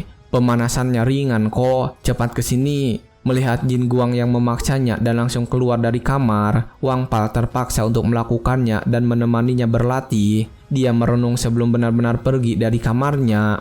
Singkat cerita, akhirnya babak semifinal akan dimulai. Semua orang sudah berkumpul di arena pertandingan untuk menonton babak semifinal. Dan sebelum bertanding, Baek Lee-won menjelaskan tentang musuhnya kepada Sewa terlebih dahulu. Woo Gyu menggunakan teknik pedang ilusi, teknik yang memiliki banyak variasi dan sulit untuk mengetahui kapan dia akan menyerang. Tapi di sisi lain, teknik yang memiliki banyak kekurangan kalau tidak digunakan dengan sempurna. Jadi, kau harus apa untuk bisa mengalahkan lawanmu? Sewa kemudian menjawab kalau dia harus berusaha untuk tidak tertipu. Baek Lee-won mengatakan itu memang benar, tapi ada metode yang lebih mudah. Setelahnya dia langsung menceritakan solusi untuk menghadapi Woo Gyu. Baek Lee-won yakin kalau dengan cara itu, Sewa pasti bisa mengalahkan Woo Gyu. Sewa percaya kepadanya dan menjadi bersemangat. Dan setelah Sewa berangkat menuju arena, Ir yang tiba-tiba muncul dan berdiri di samping Baek Lee-won. Ir yang langsung memberikan selamat kepadanya. "Aku tidak menduga kalau bakal berhasil sejauh ini dalam waktu sebulan. Selamat." Tapi Baek Lee-won sendiri menolak ucapan selamat itu. mengatakan jika dia akan menerima ucapan selamatnya setelah Sewa berhasil menang di babak final. Iriang yang mendengar itu hanya diam saja dan bertanya apakah Baek Lee-won yakin dengan ucapan itu. Sementara saat ini di atas arena duel, Woo Gyum sedang memuji Sewa karena berhasil sampai ke semifinal. Dia mengatakan jika Sewa akan dikalahkan pada duel ini. Dia tersenyum dan berkata dengan percaya diri kalau semua orang sudah menantikan kekalahan Sewa. Ketika Woo Gyum mengatakan itu, Sewa membalasnya dengan semangat. "Kau salah, pemimpin sekteku bilang kalau aku bakal menang." Mendengar itu, Woo Gyum semakin menghinanya dan mengatakan jika mereka berdua sudah gila. Ketika mereka sedang mengobrol, wasit langsung memulai duel. Sewa yang mendengar aba-aba itu langsung berlari dengan cepat dan menyerang pertama kali. Dan mereka berdua langsung beradu pedang saat itu juga. Tapi Woo Gyum terlihat tetap santai saat menerima serangan Sewa. Dia langsung menghempaskan Sewa dengan keras dan membuatnya terdorong ke belakang. Sewa sendiri saat ini sadar kalau teknik dasar mereka berdua sudah berada pada tingkatan yang berbeda. Karena menyadari itu, Sewa mencoba untuk menjaga jarak. Sewa lalu berpikir untuk menemukan solusi mengalahkan Woo Gyum. Tapi ketika dia sedang memikirkan hal itu, Woo Gyum sudah datang menyerangnya. Kali ini Sewa langsung bertahan menggunakan pedangnya. Dan karena menahan serangan itu, Sewa semakin terdorong menjauh ke pinggir arena. Woo Gyum sendiri terkejut ketika melihat kemampuan Sewa. Dia lalu mengeluarkan kekuatan aslinya dan mengatakan sesuatu. "Oho, kau menangkis seranganku. Sepertinya aku sudah meremehkanmu. Bagaimana kalau ini?" Ketika dia mengatakan itu, pedangnya mulai menghilang dari tangannya dan menjadi beberapa pedang asap yang melayang di belakangnya. Setelah melakukan itu, Woo Gyum langsung menyerang dengan pedang asap yang baru saja dia buat. Dan ketika mencoba menangkis serangan itu, Sewa tiba-tiba ingat dengan saran Baek Lee-won sebelumnya. Baek Lee-won memberitahu Sewa kalau pengguna teknik pedang ilusi biasanya lemah dalam pertarungan jarak dekat, jadi dia pasti akan menciptakan jarak. Dan berkata jika Sewa pasti menang kalau bisa mencapai musuh dengan pedangnya. Setelah mengingat itu, Sewa lalu kembali bersemangat. Dia berkata baru melakukan pemanasan kali ini. Setelah mengatakan itu, Sewa langsung berlari dengan cepat untuk mengecoh Woo Gyum. Woo Gyum yang melihatnya langsung menggunakan pedang ilusinya untuk menangkap Sewa. Sewa sendiri saat ini terus bergerak dan mencoba menghindari serangan itu sebisa mungkin dan mencoba untuk mendekati Woo Gyum.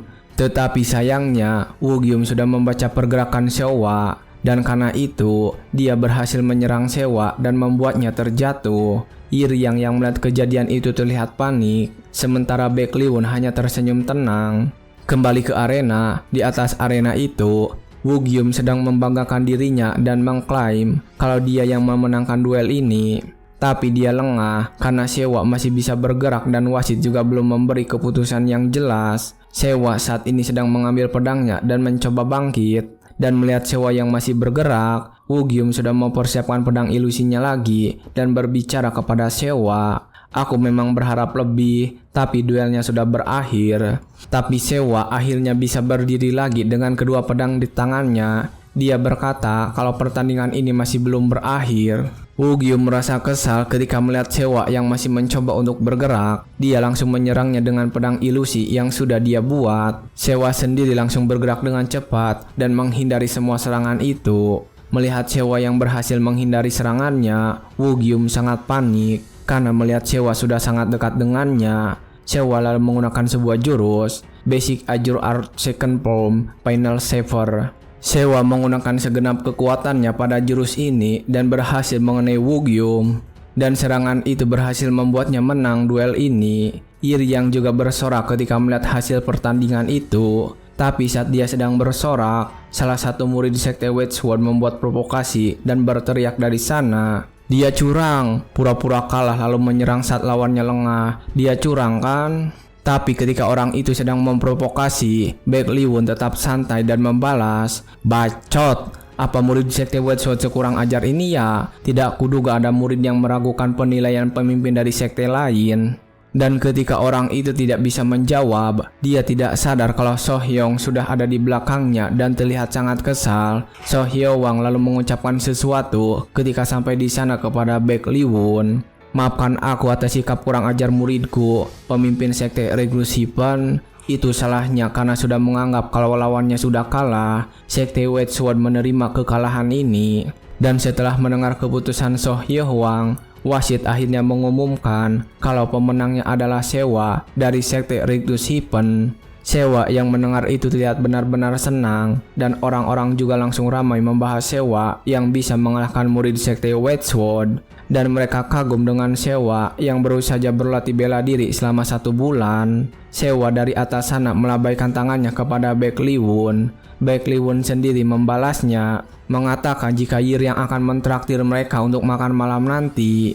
Ketika semua orang sedang heboh dengan hasil duel itu, Walpang sedang berjalan sendirian meninggalkan tempat itu. Dan ketika dia sedang berjalan, So Hyohwang datang menghampiri lalu berbisik kepada Walpang. Walpang, berikan racun pelumpuh ke makanan si jalang itu nanti, buat dia kesulitan bergerak besok. Mengalahkan dia seperti ini tidak cukup, katakan pada Jin Guang untuk menghajar dia sampai mampus. Walpang terkejut ketika mendengar perintah itu. Dia lalu menolak dan mengatakan jika dia tidak bisa melakukan itu. Tapi saat dia sedang menolak, So Hyohwang langsung memukul wajahnya dengan keras. Dia juga langsung memarahi Walpang dan menghinanya. Dasar tolol, kalau kau tidak punya bakat, minimal ikuti perintah. Karena itulah murid lain selalu bisa mengalahkanmu.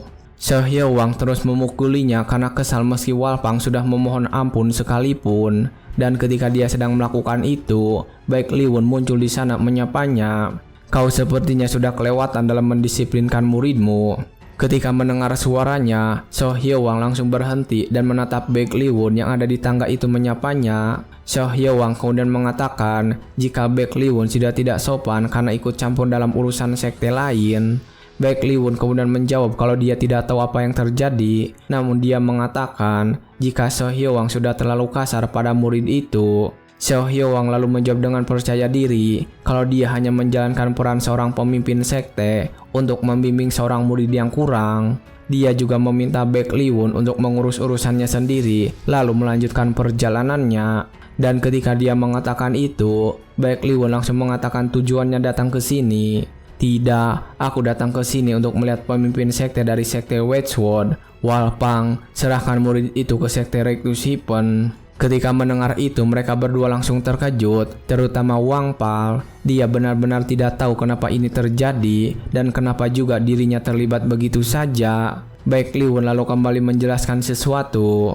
Dari yang aku tahu, metode sekte Regnus Hypen tampak jauh lebih cocok untuk murid itu daripada sekte White Sword. Ketika mendengar itu, So Hyohwang terkejut. Dia lalu menatap Wang Pal dengan tatapan kemarahan. Dia menduga Walpang sudah cukup dekat dengan pemimpin sekte Regnus Hypen. Walpang mencoba untuk menolak dan memberitahu yang sebenarnya. Tapi So Hyohwang tidak peduli itu. Dia tiba-tiba saja menerima tawaran Baek Lee-won saat itu juga. Tetapi setelah menerima tawaran itu, ternyata masih ada hal lain yang diinginkan oleh So Hyohwang. Dia kemudian mengutarakan niatnya saat itu juga. Namun, akan sangat memalukan untuk mengirim murid yang disayangi begitu saja. Jadi bagaimana kalau kita bertaruh sederhana? Baek Lee-won kemudian bertanya, taruhan seperti apa yang diinginkan? So Hyohwang lalu menjelaskan taruhan yang dia inginkan. Gadis itu, Seohwa, dia memiliki bakat terlalu bagus untuk disia-siakan di sekte kecil. Dalam turnamen bela diri ini, sekte manapun yang menang akan mengambil satu murid dari yang lain sebagai milik mereka.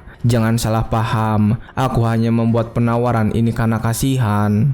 Setelah mendengar penjelasan itu, Baek Lee-won akhirnya menerima taruhan dan setuju dengan persyaratannya. Sementara mereka berdua telah setuju untuk bertarung. Wang Pal sendiri berbicara kepada Baek Lee-won untuk menghentikan taruhan ini karena dia merasa kalau ini sudah terlalu jauh. Tetapi ketika dia menyarankan untuk membatalkannya, So Hyohwang langsung pergi dari sana dan bahkan tidak menganggapnya. Dia mengatakan dengan percaya diri kalau Baek Lee-won akan kehilangan satu-satunya murid yang tersisa. Baek Lee-won sendiri tidak peduli dengan ucapan itu. Dia lalu menghampiri Walpang dan mengatakan sesuatu kepadanya. Apa kau tahu kenapa aku memilihmu? Aku tidak bilang aku akan mengambilmu hanya untuk pertunjukan. Pikirkanmu baik-baik tentang hal itu. Wang Pal yang mendengar ucapannya lalu diam saja dan memikirkannya baik-baik. Kemudian setelah menyelesaikan tentang taruhan mereka, Baik Liwon saat ini kembali untuk menonton pertandingan terakhir dan dia juga sudah memberitahukan tentang taruhan itu kepada Yiryang. Yiryang terlihat cemas ketika mendengar tentang taruhan itu. Dia juga bertanya apakah Sewa sudah mengetahui tentang hal ini. Baik Liwon tidak menjawab hal itu. Dia hanya mengatakan jika bakat Wang Pal terlalu sia-sia jika dibiarkan berada di sekte seperti White Sword. Dia kemudian menghampiri Sewa dan meminta kepadanya untuk memenangkan pertandingan ini. Sewa yang tidak mengetahui tentang taruhan itu menjawab dengan polos, tentu saja aku akan melakukan yang terbaik, tapi kau mengatakan kemungkinannya adalah 50-50 pemimpin sekte. Baik Liwon kemudian menyemangatinya. Dia berkata jika Sewa akan bisa melakukannya dan sudah percaya kepadanya. Mendengar itu dari pemimpin sekte, Sewa kembali menjadi bersemangat mengatakan akan melakukan yang terbaik. Ketika Sewa setuju untuk melakukan itu, sistem memberitahu jika benih tanggung jawab mulai tumbuh dari dalam diri Sewa. Sementara itu saat ini, So Hyowang juga sedang berbicara dengan Jin Guang. Dia meminta kepadanya untuk jangan lengah, tidak boleh ada lagi penghinaan, dan harus membawa kemenangan. Jin Guang yang mendengar itu langsung menerima perintahnya dengan sangat yakin dan percaya diri. Dan ketika dia berjalan melewati Wang Pal yang ada di sana, Wang Pal memintanya untuk berhati-hati. Tapi ketika dia melakukan itu, Jin Guang malah memberikan jawaban yang menyakitkan. Aku cara buat seperti Wu Gyum. Kau tampaknya sangat memikirkan keberuntungan pemula sekte Reclusipen juga, kakak senior. Aku akan menghancurkan setiap harapan bodoh mereka sendiri. Dia mengatakan itu dengan wajah yang penuh dendam dan nafsu untuk membunuh. Akhirnya setelah beberapa saat, mereka berhadapan di atas arena. Sehua melawan Jin Guang. Ketika mereka sedang bersiap, Jin Guang yang sudah memasang posisi mengatakan sesuatu. Mempertimbangkan keberhasilan mencapai final melawan sekte White Sword patut dipuji, tapi keberuntungan itu berakhir di sini. Tetapi mendengar ancaman itu, Sewa tetap bersemangat. Dia mengatakan yang kuat akan ditentukan setelah bertanding. Setelah mereka berdua memberi salam masing-masing, wasit langsung memulai pertandingannya. Ketika pertandingan itu dimulai, Jin Guang telah memprediksi jika Sewa akan mencoba menghindari konfrontasi langsung karena dia adalah seorang pemula. Tetapi ketika dia berpikiran seperti itu, Sewa ternyata menyerang maju langsung ke arahnya. Dan karena dia terkejut, Jin Guang hampir saja melepaskan pedangnya ketika menerima serangan Sewa. Dia kaget karena tidak menyangka kekuatan batin milik Sewa ternyata lebih kuat dari perkiraannya. Sewa sendiri melakukan ini karena telah diberitahu oleh Baek Liwon sebelum bertanding dengan Jin Guang. Sewa terus menyerang dari awal dengan kekuatan yang besar karena dia diberitahu oleh Baek Liwon kalau hanya memiliki satu kesempatan dalam duel kali ini. Sewa terus menyerang selama yang dia bisa dan tidak memberikan kesempatan kepada Jin Guang untuk melawan balik. Hingga akhirnya, setelah melakukan beberapa serangan yang cukup cepat, Sewa melompat untuk memberikan serangan yang kuat. Tetapi ketika dia melakukan itu, saat pedang akan menyentuhnya, Jin Guang segera menghindari serangan itu. Dia langsung menggunakan tinjunya untuk memukul Sewa dengan sangat keras. Karena terkena pukulan itu, Sewa langsung terlempar cukup jauh dari sana. Dia kemudian mencoba untuk berdiri sambil memegang lengannya yang terkena pukulan tadi. Dan ketika dia sedang beristirahat di pinggir, Jin Guang tidak memberinya kesempatan dan langsung menyerang dengan penuh nafsu. Jin Guang menyerang dengan cukup brutal dan cepat dengan niat untuk membunuh. Meskipun bisa bertahan dari serangannya, Sewa terlihat cukup kewalahan karena perbedaan kekuatan mereka. Dan ketika menyerang Sewa, Jin Guang percaya diri bisa mengalahkannya dalam 10 detik. Benar saja, Jin Guang berhasil menyudutkan Sewa dengan serangan-serangan yang diberikan. Tetapi dalam pertahanannya, Sewa merasa tidak boleh kalah seperti ini. Dan dengan begitu, langsung memicu sifat tanggung jawabnya aktif. Sistem juga memberitahukan ketekunan dan kesulitan yang dikonfirmasi berpusat pada tanggung jawab. Ketika sifat tersebut mulai menyatu, akhirnya ketiga trait yang dimiliki oleh Sewa bisa aktif saat ini juga. Sewa terlihat membuka matanya dengan lebar dan kembali bersemangat. Saat dia berhasil bertahan melawan serangan yang diberikan oleh Jin Guang, sistem memberitahu jika di bawah tekanan ekstrim, wawasan dan penilaiannya meningkat secara dramatis. Setelah mengaktifkan semua traitnya, Sewa kemudian mencoba untuk menyerang dengan kekuatannya, tetapi serangan itu gagal dan membuat pedangnya terlepas dari tangannya. Setelah berhasil melepaskan pedang itu dari Sewa, Jin Guang kemudian mulai menggunakan jurusnya. Sebuah aura berwarna hitam tiba-tiba keluar dari tubuhnya. Dan ketika dia bersiap untuk menggunakan jurus itu, pandangan Jin Guang benar-benar penuh nafsu membunuh. Dia juga menantang Sewa untuk menahan serangan yang akan dia berikan. Sewa sangat terkejut ketika melihat serangan yang begitu kuat diberikan, tapi dia tidak bisa bereaksi dengan cepat karena telah kehilangan pedangnya. Jin Guang saat ini juga sudah melompat untuk memberikan serangan terkuat. Melihat muridnya akan diserang oleh serangan yang terlihat cukup brutal, Baek Lee-won benar-benar sangat merasa khawatir dan memanggilnya dari sana. Sementara saat ini di atas arena, Sewa sendiri tiba-tiba terkejut dengan ucapan Baek Lee-won sebelumnya yang mengatakan telah percaya sepenuhnya kepadanya. Dan ketika dia sedang memikirkan itu, serangan Jin Guang sudah mendatanginya. Ketika itu terjadi, sebuah ledakan yang sangat besar terjadi di atas arena. Di dalam ledakan itu, terlihat ada seseorang yang terjatuh ke lantai arena. Setelah itu terjadi, Baek Lee-won dan Yir yang benar-benar terlihat khawatir dan terus memperhatikan arena duel. Sementara saat ini, So Hyo-wang yang berada di atas sana terkejut dan mengatakan jika itu adalah Yin Cold Ki-gong. Terlihat saat di atas arena, Sewa masih berdiri dengan tangan yang terlapisi energi dingin. Sewa telah berhasil menggunakan basic Azure teknik bentuk ketiga, One Point. Sewa ternyata berhasil menghindari serangan yang mematikan tadi dan masih berdiri dengan dilapisi oleh energi dingin di sekujur tubuhnya. Sewa setelah melakukan itu terlihat bahagia dan menatap tangannya. Tapi beberapa saat setelahnya, dia langsung terjatuh dan berlutut karena kelelahan. Baek Lee-won yang melihatnya kemudian langsung melompat ke dalam arena dan memanggilnya. Tapi ketika dia memasuki arena, wasit memarahinya karena tidak diperbolehkan masuk selama pertandingan. Baek Lee-won langsung memarahi wasit. Dia lalu menunjuk ke arah Jin Guang yang sudah terkapar di arena itu. Wasit yang melihatnya sangat terkejut. Dia kemudian langsung mengumumkan jika pemenangnya adalah Sewa dari Sekte Reglu Shippen. Sewa yang berhasil memenangkan duel itu mengangkat tangannya dan para penonton pun bersorak untuk kemenangan itu.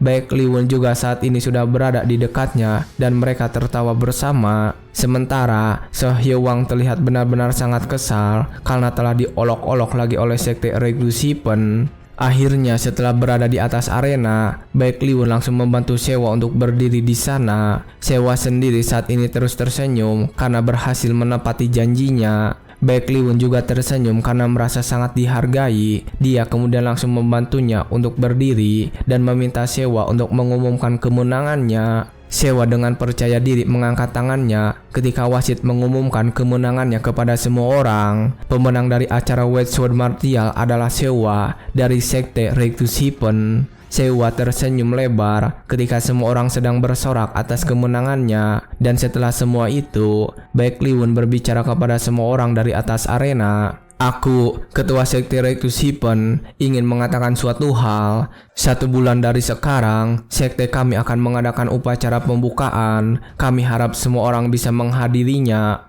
Setelah mendengar pengumuman itu, orang-orang tidak menyangka jika Sekte Reglu Shippen bahkan belum mengadakan upacara pembukaan dan Sekte White Sword dikalahkan oleh sekte yang baru berdiri. Ketika semua orang sedang ribut dengan pengumuman itu, So Hyo-wang merasa tersinggung dan memarahinya dari sana. Dia juga mencoba mengeluarkan senjata untuk menyerangnya sambil terus menggerutu. Ketua Sekte Reglu Shippen, kau sungguh menggunakan Sekte White Sword kami sebagai upacara pembukaan sektemu. Terlebih lagi, selama ini kau menyembunyikan teknik energi Kuldin. Beraninya kau menipu dan mempermainkanku. Tapi ketika dia akan menyerangnya dengan senjata itu, Wang Pal yang berada di dekatnya langsung menangkap tangan So Hyo-wang dan mencoba menghentikannya. Wang Pal mengatakan kalau So Hyo-wang yang seharusnya menjaga sikap demi kehormatannya. Tapi ketika Wang Pal mengatakan semua itu, hanya membuat So Hyo-wang semakin marah dan membencinya. Dia menganggap jika Wang Pal sudah membelot ke Sekte Reglu Shippen. So Hyo-wang mengeluarkan jurusnya dan mengatakan akan mengeksekusi orang yang telah mengkhianati Sekte White Sword-nya. Wang Pal yang benar-benar belum menguasai bela diri hanya diam saja ketika serangan itu akan mendekatinya. Tetapi untungnya saat itu terjadi, Baek Lee-won datang tepat waktu untuk menghentikan So Hyo-wang. Sambil menghempaskan serangan itu menggunakan pedangnya, Baek Lee-won bertanya kepada So Hyo-wang dan mengancamnya juga. Apa maksud dari tindakanmu ini, ketua sekte White Sword? Wang Pal sekarang adalah murid dari sekte Rekdu Sipen, jadi hargai dia. Kalau kau tidak puas dengan hasil pertandingannya, aku yang akan menghadapimu secara langsung. Baek Lee-won mengatakan itu sambil memegangi tangan So Hyo-wang dengan sangat kuat. Dia bahkan langsung memelintir tangannya, dan karena situasinya sudah menjadi kacau, So Hyo-wang langsung melepaskan tangannya dan pergi dari sana. Tapi ketika dia pergi dari sana, Wang Pal masih mencoba memanggilnya ketua sekte. Tapi So Hyo-wang langsung mengusir Wang Pal dengan mengatakan kalau sudah tidak tahan melihatnya. Dia lalu berhenti dan berbalik untuk mengancam Baek Lee-won. Ketua sekte Rekdu Sipen, aku tidak akan pernah lupa atas penghinaan hari ini. Baek Lee-won tidak menanggapi hal itu dan membiarkannya saja. Dia lebih fokus kepada Wang Pal dan bertanya kepadanya. Dia bertanya apakah Wang Pal masih menyesali ini. Dengan wajah yang sedih, Wang Pal lalu memberikan jawaban, bukan, hanya saja apa seseorang yang tidak berbakat sepertiku bisa mulai ulang dari awal. Ketika Baek Lee-won mengatakan itu, Wang Pal kembali teringat ketika dia dihina dan direndahkan oleh ketua sekte White Sword juga Jin Guang. Mereka bahkan mengatai Wang Pal sebagai otak udang, dan ketika dia mengingat itu, dia tanpa sadar langsung menangis. Dan tiba-tiba saja, Wang Pal berubah menjadi bersemangat dan berbicara kepada Baek Lee-won. Ketua sekte Rekdu Sipen, terima kasih, saya akan berusaha keras mulai sekarang. Ketika Wang Pal mengatakan itu, sistem langsung mendeteksi jika Wang Pal telah menjadi murid kedua dari sekte Rekdu Sipen. Dan dengan begitu, acara White Sword Martial telah resmi berakhir. 2 minggu kemudian, di sekte Rekdu Sipen, Wang Pal sedang berlatih pada pagi itu. Dan yang dilakukan Wang Pal saat ini adalah berlatih kuda-kuda seperti Sehwa dulu. Dia lalu bertanya kepada Sehwa ketika melakukan itu, saudari senior, selain melatih posisi kuda-kuda, kita belum melakukan hal lain. Ketika dipanggil senior oleh Wang Pal, Sehwa benar-benar merasa senang. Dia lalu memberitahu Wang Pal kalau ketua sekte berkata untuk melatih dasar-dasar lebih dulu. Dia lalu berbicara dengan penuh percaya diri kalau Wang Pal terus berusaha keras, dia bisa menjadi seperti Sehwa yang kuat suatu hari nanti. Wang Pal yang sudah berlatih selama 8 tahun hanya mengiyakan saja ucapan itu dan terus berlatih. Dia kemudian berhenti dan berbicara kepada Sehwa, mengatakan jika itu soal latihan fisik, Wang Pal sangat percaya diri. Mendengar hal itu, Sehwa malah menyuruhnya untuk mengangkut air sendirian saja. Saat Wang Pal sedang berlatih, sistem menunjukkan informasi Wang Pal.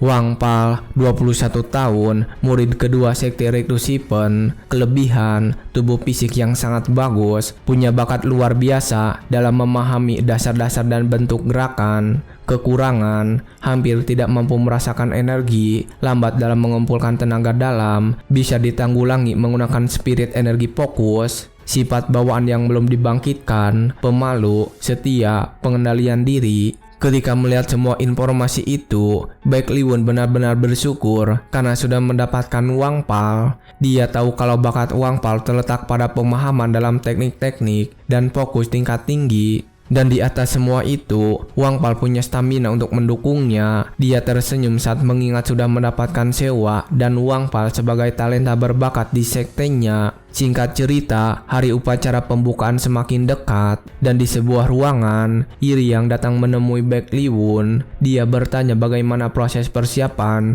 untuk upacara pembukaan sekte Rekdu Sipen.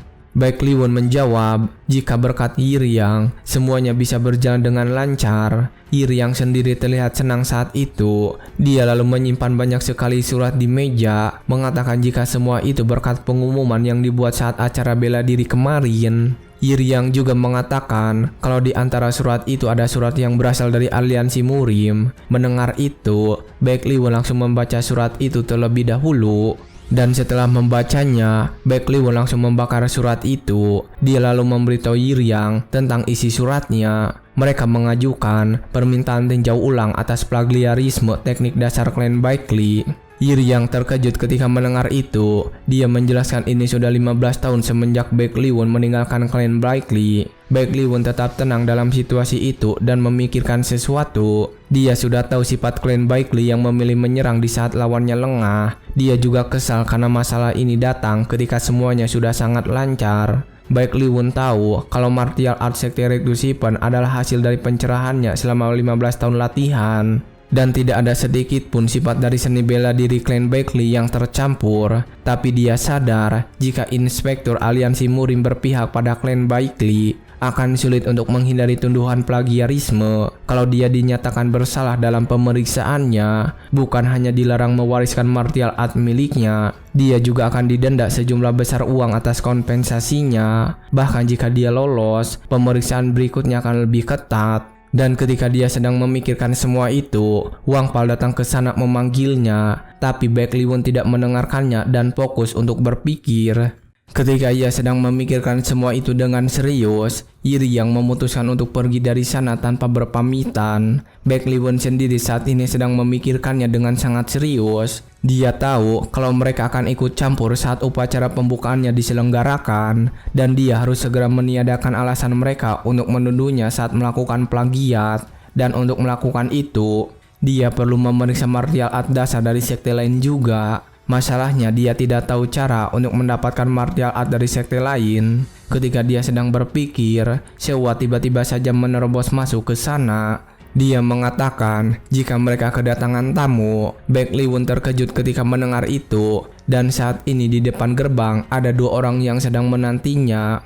Baik Li Wun langsung datang dan menghampiri mereka, tapi dia tidak mengenalinya. Dia bertanya kepada mereka siapa mereka ini. Seorang pria tinggi di sana kemudian menyambutnya. Lama tak berjumpa, Kapten Heavenly Squad, atau haruskah aku sebut dirimu ketua sekte Reducipen sekarang? Pria yang menyambutnya adalah anggota Heavenly Squad, Little Demon dari klan Namgung, Namgung Wu. Sementara perempuan di sebelahnya adalah pemimpin Heavenly Squad, Little Moon dari sekte Wudang, Chung Ha. Dan setelah menyadari siapa mereka berdua, Baik Li Wun tiba-tiba saja tertawa dengan keras dan mengatakan sesuatu. Hahaha, bagus-bagus sekali. Ini bisa membalikan keseluruhan situasinya.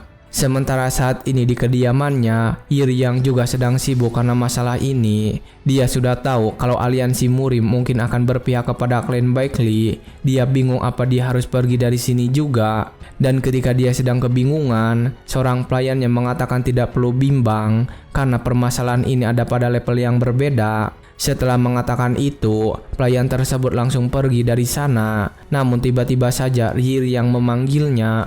Gayom, aku ingin kau mengantar surat yang akan kutulis. Gayom berhenti dan bertanya kemana dia harus mengirim surat itu. Sambil terus menuliskan suratnya di atas kertas, Yiri yang lalu mengatakan sesuatu. Kalau kita takut karena pengaruh aliansi Murim bersama klan Baikli, kita imbangi saja dengan menekan resikonya. Ayo libatkan aliansi unortodok juga. Sementara itu saat ini di kediaman keluarga Baikli, ayahnya Baik Li Wun sedang berbicara menanyakan sesuatu kepada seseorang. Evaluasi soal teknik dasar plagiarisme untuk sekte yang bahkan belum terbentuk. Bukannya kita sepakat bahwa tidak perlu menimbulkan masalah? Saat ini orang yang ada di hadapannya adalah Baik Li Xiong, Master Clan Baikli, Sword of the Blue Moon. Baik Li Xiong lalu memberikan jawaban, bahkan sampai membandingkan kedua anaknya yang lain. Tepat, sesuai perkataanmu ketua klan, bagaimanapun, itu hanyalah keputusan personal Anda. Ketua, Seon tidak tertarik soal seni bela diri, berbakat pun tidak, dan ia terlalu rapuh. Seon memiliki bakat luar biasa, tapi ia tidak sabaran, dan poin utamanya, dia seorang gadis. Ayahnya Baik Li Wun lalu menjawab dengan santai. Meski demikian, hal itu tak menghalanginya untuk mewarisi klan. Tidak ada aturan semacam itu di klan Baikli. Dia ini adalah ketua klan Baikli, Baikli Kang. Tapi ketika mendengar jawaban itu, Baik Li Seong langsung menjawab dengan keras dan membandingkan Baik Li Wun. Mengapa Anda membiarkannya pergi dari klan? Bukankah dia sangat berharga? Bakatnya, kepandaiannya, bahkan sifatnya bukanlah pengecualian. Tidak ada satupun keluhan soal anak itu. Kita harus tunjukkan padanya tempat sebenarnya ia berasal, bahwa asalnya adalah di sini, Baikli Siga. Itulah kehendak dari para tetua dan Outer Hall. Dia mengatakan itu dengan kompak bersama orang-orang yang ada di belakangnya, dan ketika dia selesai dengan itu, Baek Lee Kang hanya menjawab jika dia sudah melakukan semampunya sebagai seorang ayah. Tapi setelah dia mengatakan itu, Baek Lee Kang memberikan perintah kepada Baek Lee Seong, "Pergi, berikan dia pelajaran bahwa entah kemana ia pergi, dia akan tetap hidup di bawah langit Baek Lee Sega." Baek Lee Seong langsung menerima perintah itu dengan senyum di wajahnya. Dia berkata akan membawa Baek Lee Won kembali ke klan apapun yang terjadi. Singkat cerita, akhirnya hari upacara pelantikan Sekte Regdo Shippen telah tiba. Saat ini Baek Lee Seong juga sedang menuju ke tempat itu bersama seseorang yang bernama Lee Su.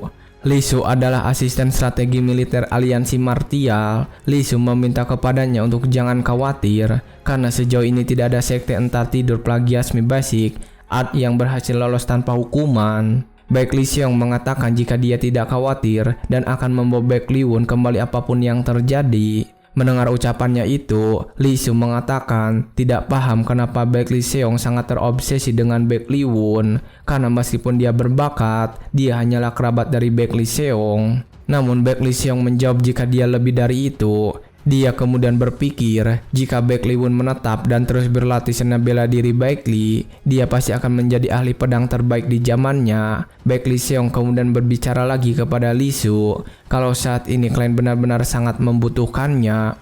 Dan saat ini mereka sudah sampai di depan pintu gerbang Sekte Regdo Shippen. Mereka saat itu berbau dengan orang-orang yang ingin masuk ke sana. Setelah melihat banyaknya kerumunan yang ada di sana, Baek Lee Won memerintahkan seseorang untuk membuka gerbang, sementara dia saat ini berdiri di atas sana memperhatikan. Setelah semua orang melewati gerbang sekte, Baek Lee Won tersenyum. Dia kemudian langsung melompat dari atas tanah ke sebuah panggung dan menancapkan benderanya.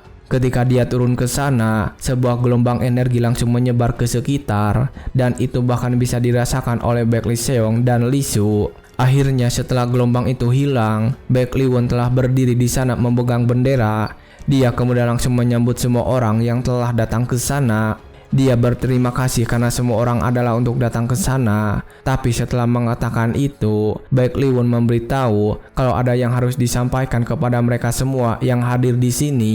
Sebelum kita mulai, ada hal yang perlu aku luruskan terlebih dahulu. Bagi yang belum mendengarnya, izinkan aku menjelaskan. Sekte Regdo Shippen telah melakukan plagiasi seni bela diri Baek Lee Sega. Dia mengatakan hal itu dengan sangat keras, dan ketika mendengarnya, Iri yang benar-benar merasa malu dan telah salah menaruh harapan. Beberapa orang di sana juga terkejut dengan ucapannya itu, termasuk seseorang yang datang ke sana yang berasal dari sekte unortodok. Dia tersenyum dan mengatakan jika ini semakin menarik. Sementara saat ini, Lee Su terlihat senang dan mengatakan jika Baek Lee Won sudah menyerah dan itu akan mempermudah urusan mereka ke depannya. Tetapi Baek Lee Seong yang mendengar itu mengatakan jika ada sesuatu yang berbeda dari cara berbicara Baek Lee Won. Dia saat ini benar-benar penasaran apa yang direncanakan oleh Baek Lee Won.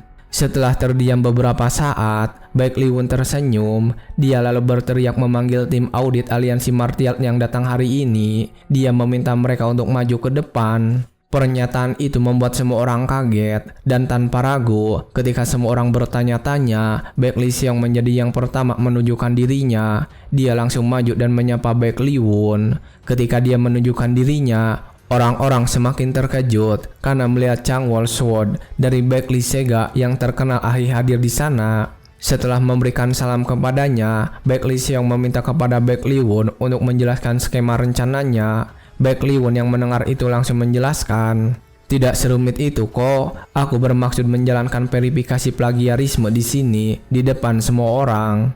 Tapi ketika mendengar permintaan itu, Baek Lee Seong langsung marah. Dia mengatakan jika uji coba seperti ini biasanya ditangani secara privat dengan tinjauan cermat yang matang.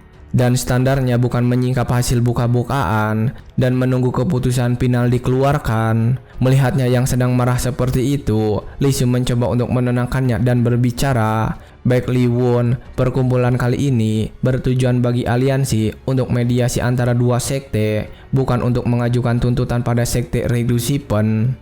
Ketika ditengahi oleh Lee Su, Baek Lee Seong benar-benar merasa kesal, tetapi dia tidak bisa berbuat apa-apa. Dan karena sudah tidak ada jalan lain, mereka berdua langsung naik ke atas panggung. Dan melihat mereka berdua naik ke atas panggung, Baek Lee-won merasa rencananya berhasil. Karena di hadapan para sekte aliansi kecil, aliansi Murim tidak bisa menunjukkan keberpihakan pada salah satu opini. Dan setelah mereka berdua naik ke atas panggung, Baek Lee-won segera memulai menunjukkan salah satu teknik yang dituduh sebagai plagiarisme.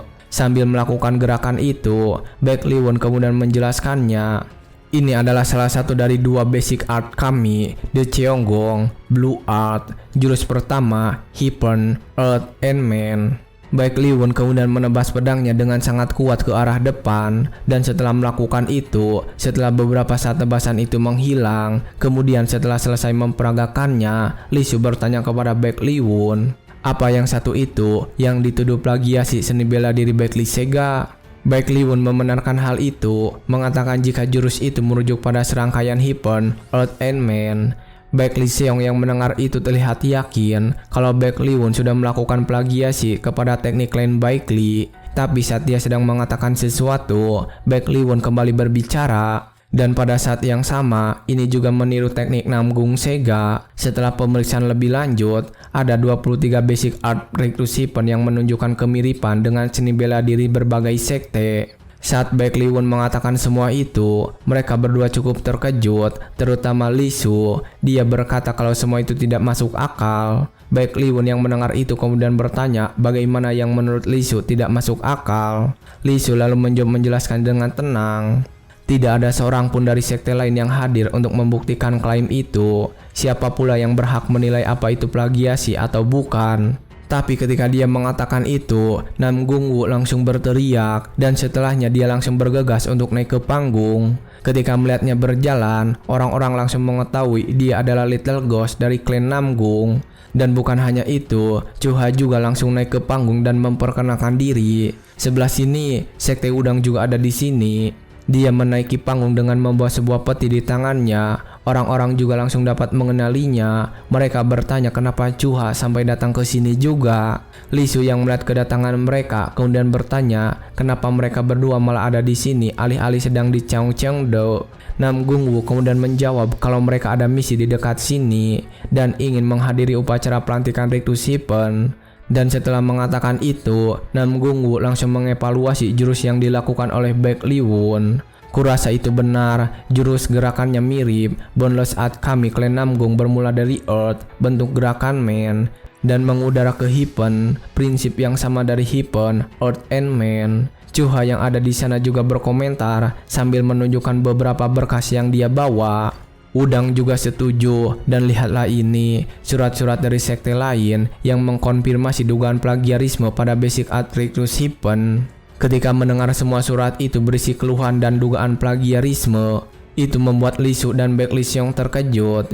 Chuha lalu berbicara lagi dengan tatapan yang tajam kepada mereka. Jadi, bahkan basic art Baek Lee Sega yang konon diplagiasi oleh Rectus Hypern, apa mereka dengan sendirinya terjerat dengan teknik-teknik milik sekte lain? Ketika dia mengatakan itu, Baek Lee Seong langsung mengambil salah satu surat. Dia mengatakan jika semua ini konyol.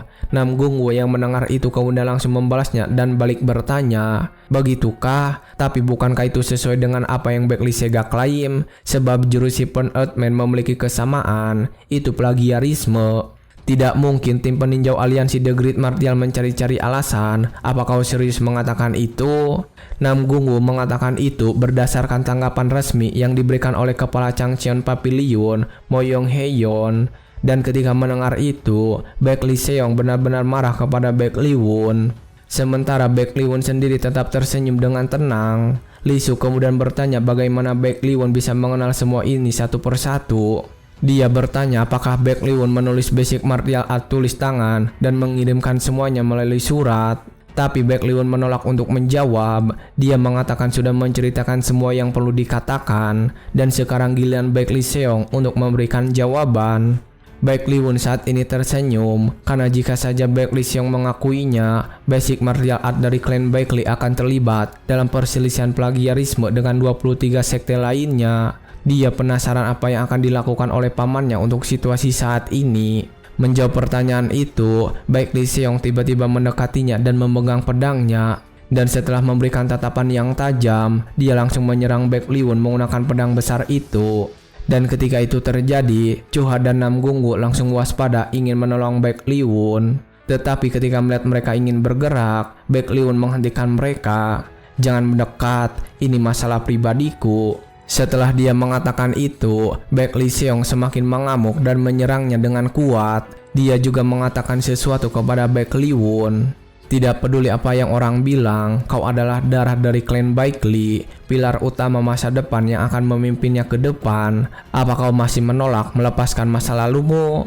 Dia kemudian langsung menyerang dengan sangat kuat, dan ketika sedang melakukan serangan-serangan itu, Baek Lee Seong membahas masa lalunya. "Apa kau masih menyimpan dendam pada klan? Karena mereka tidak membalaskan dendam dia, aku bisa mengerti membenci klan yang bahkan tidak bisa melindungi ibumu. Meski begitu, kalau kau ingin menghancurkan klan Baek Lee karena itu, aku tidak akan membiarkannya." Ketika Baek Lee Seong benar-benar terlihat sangat marah, Baek Lee-won tidak berniat untuk mundur. Dia lalu memberikan tatapan yang tajam dan melakukan sebuah serangan. Dan dengan serangan itu, dia berhasil membuat Baek Lee Seong terpental mundur, sampai dia harus menancapkan pedangnya agar tidak terhempas dari sana. Baek Lee-won kemudian menyimpan pedangnya dan mengatakan sesuatu dengan tegas kepada Baek Lee Seong. "Aku tidak menyangkal garis keturunanku sendiri. Bohong kalau aku bilang tidak menyimpan dendam, tapi aku sudah melepaskan sebagian besar dari itu." Setelah mendengar itu, Baek Lee Seong bertanya alasan kenapa dia tidak mau kembali. Baek Lee-won kemudian memberikan jawabannya yang membuat Baek Lee Seong sampai terkejut. "Karena sebagai pemimpin sekte, aku harus menjadi lebih kuat dengan keinginanku sendiri. Aku bukan lagi orang yang meninggalkan klan Baek Lee dalam amarah." Setelah mendengar jawaban itu, Baek Lee Seong mencoba untuk mengancamnya. Dia mengatakan jika istana utama akan menekan Regnus Hippen, dan jika itu dilakukan, sekte kecil Regnus Hippen akan hancur. Baek Lee-won kemudian menjawab dengan tegas dan tanpa ragu, "Aku siap untuk menghadapi itu seperti biasanya diriku." Setelah mendengar semua itu, Baek Lee Seong kembali terkejut, dan saat itu dia kembali mengingat ketika dia berlatih bersama Baek Lee-won. Dalam ingatannya, Baek Lee-won berhasil mengalahkan Baek Lee Seong di lapangan latihan. Baek Lee-won terlihat senang saat dia berhasil membalas salah satu serangan pamannya secara langsung. Dan mereka akhirnya berlatih dengan penuh gembira pada saat itu. Kembali ke waktu ini, Baek Lee Seong sedang tertunduk dan diam saja. Dan ketika dia sedang melamun, Baek Lee-won datang berlutut di hadapannya. Dia juga mengatakan sesuatu lagi kepadanya. "Sebagai pemimpin sekte dari sekte Regnus Hippen, aku berkata bahwa basic martial art dan martial art kita belum diplagiat dari sekte lainnya. Dan sebagai keponakan dari klan Baek Lee, aku mau minta sedikit waktu. Suatu hari, kebenaran akan terungkap."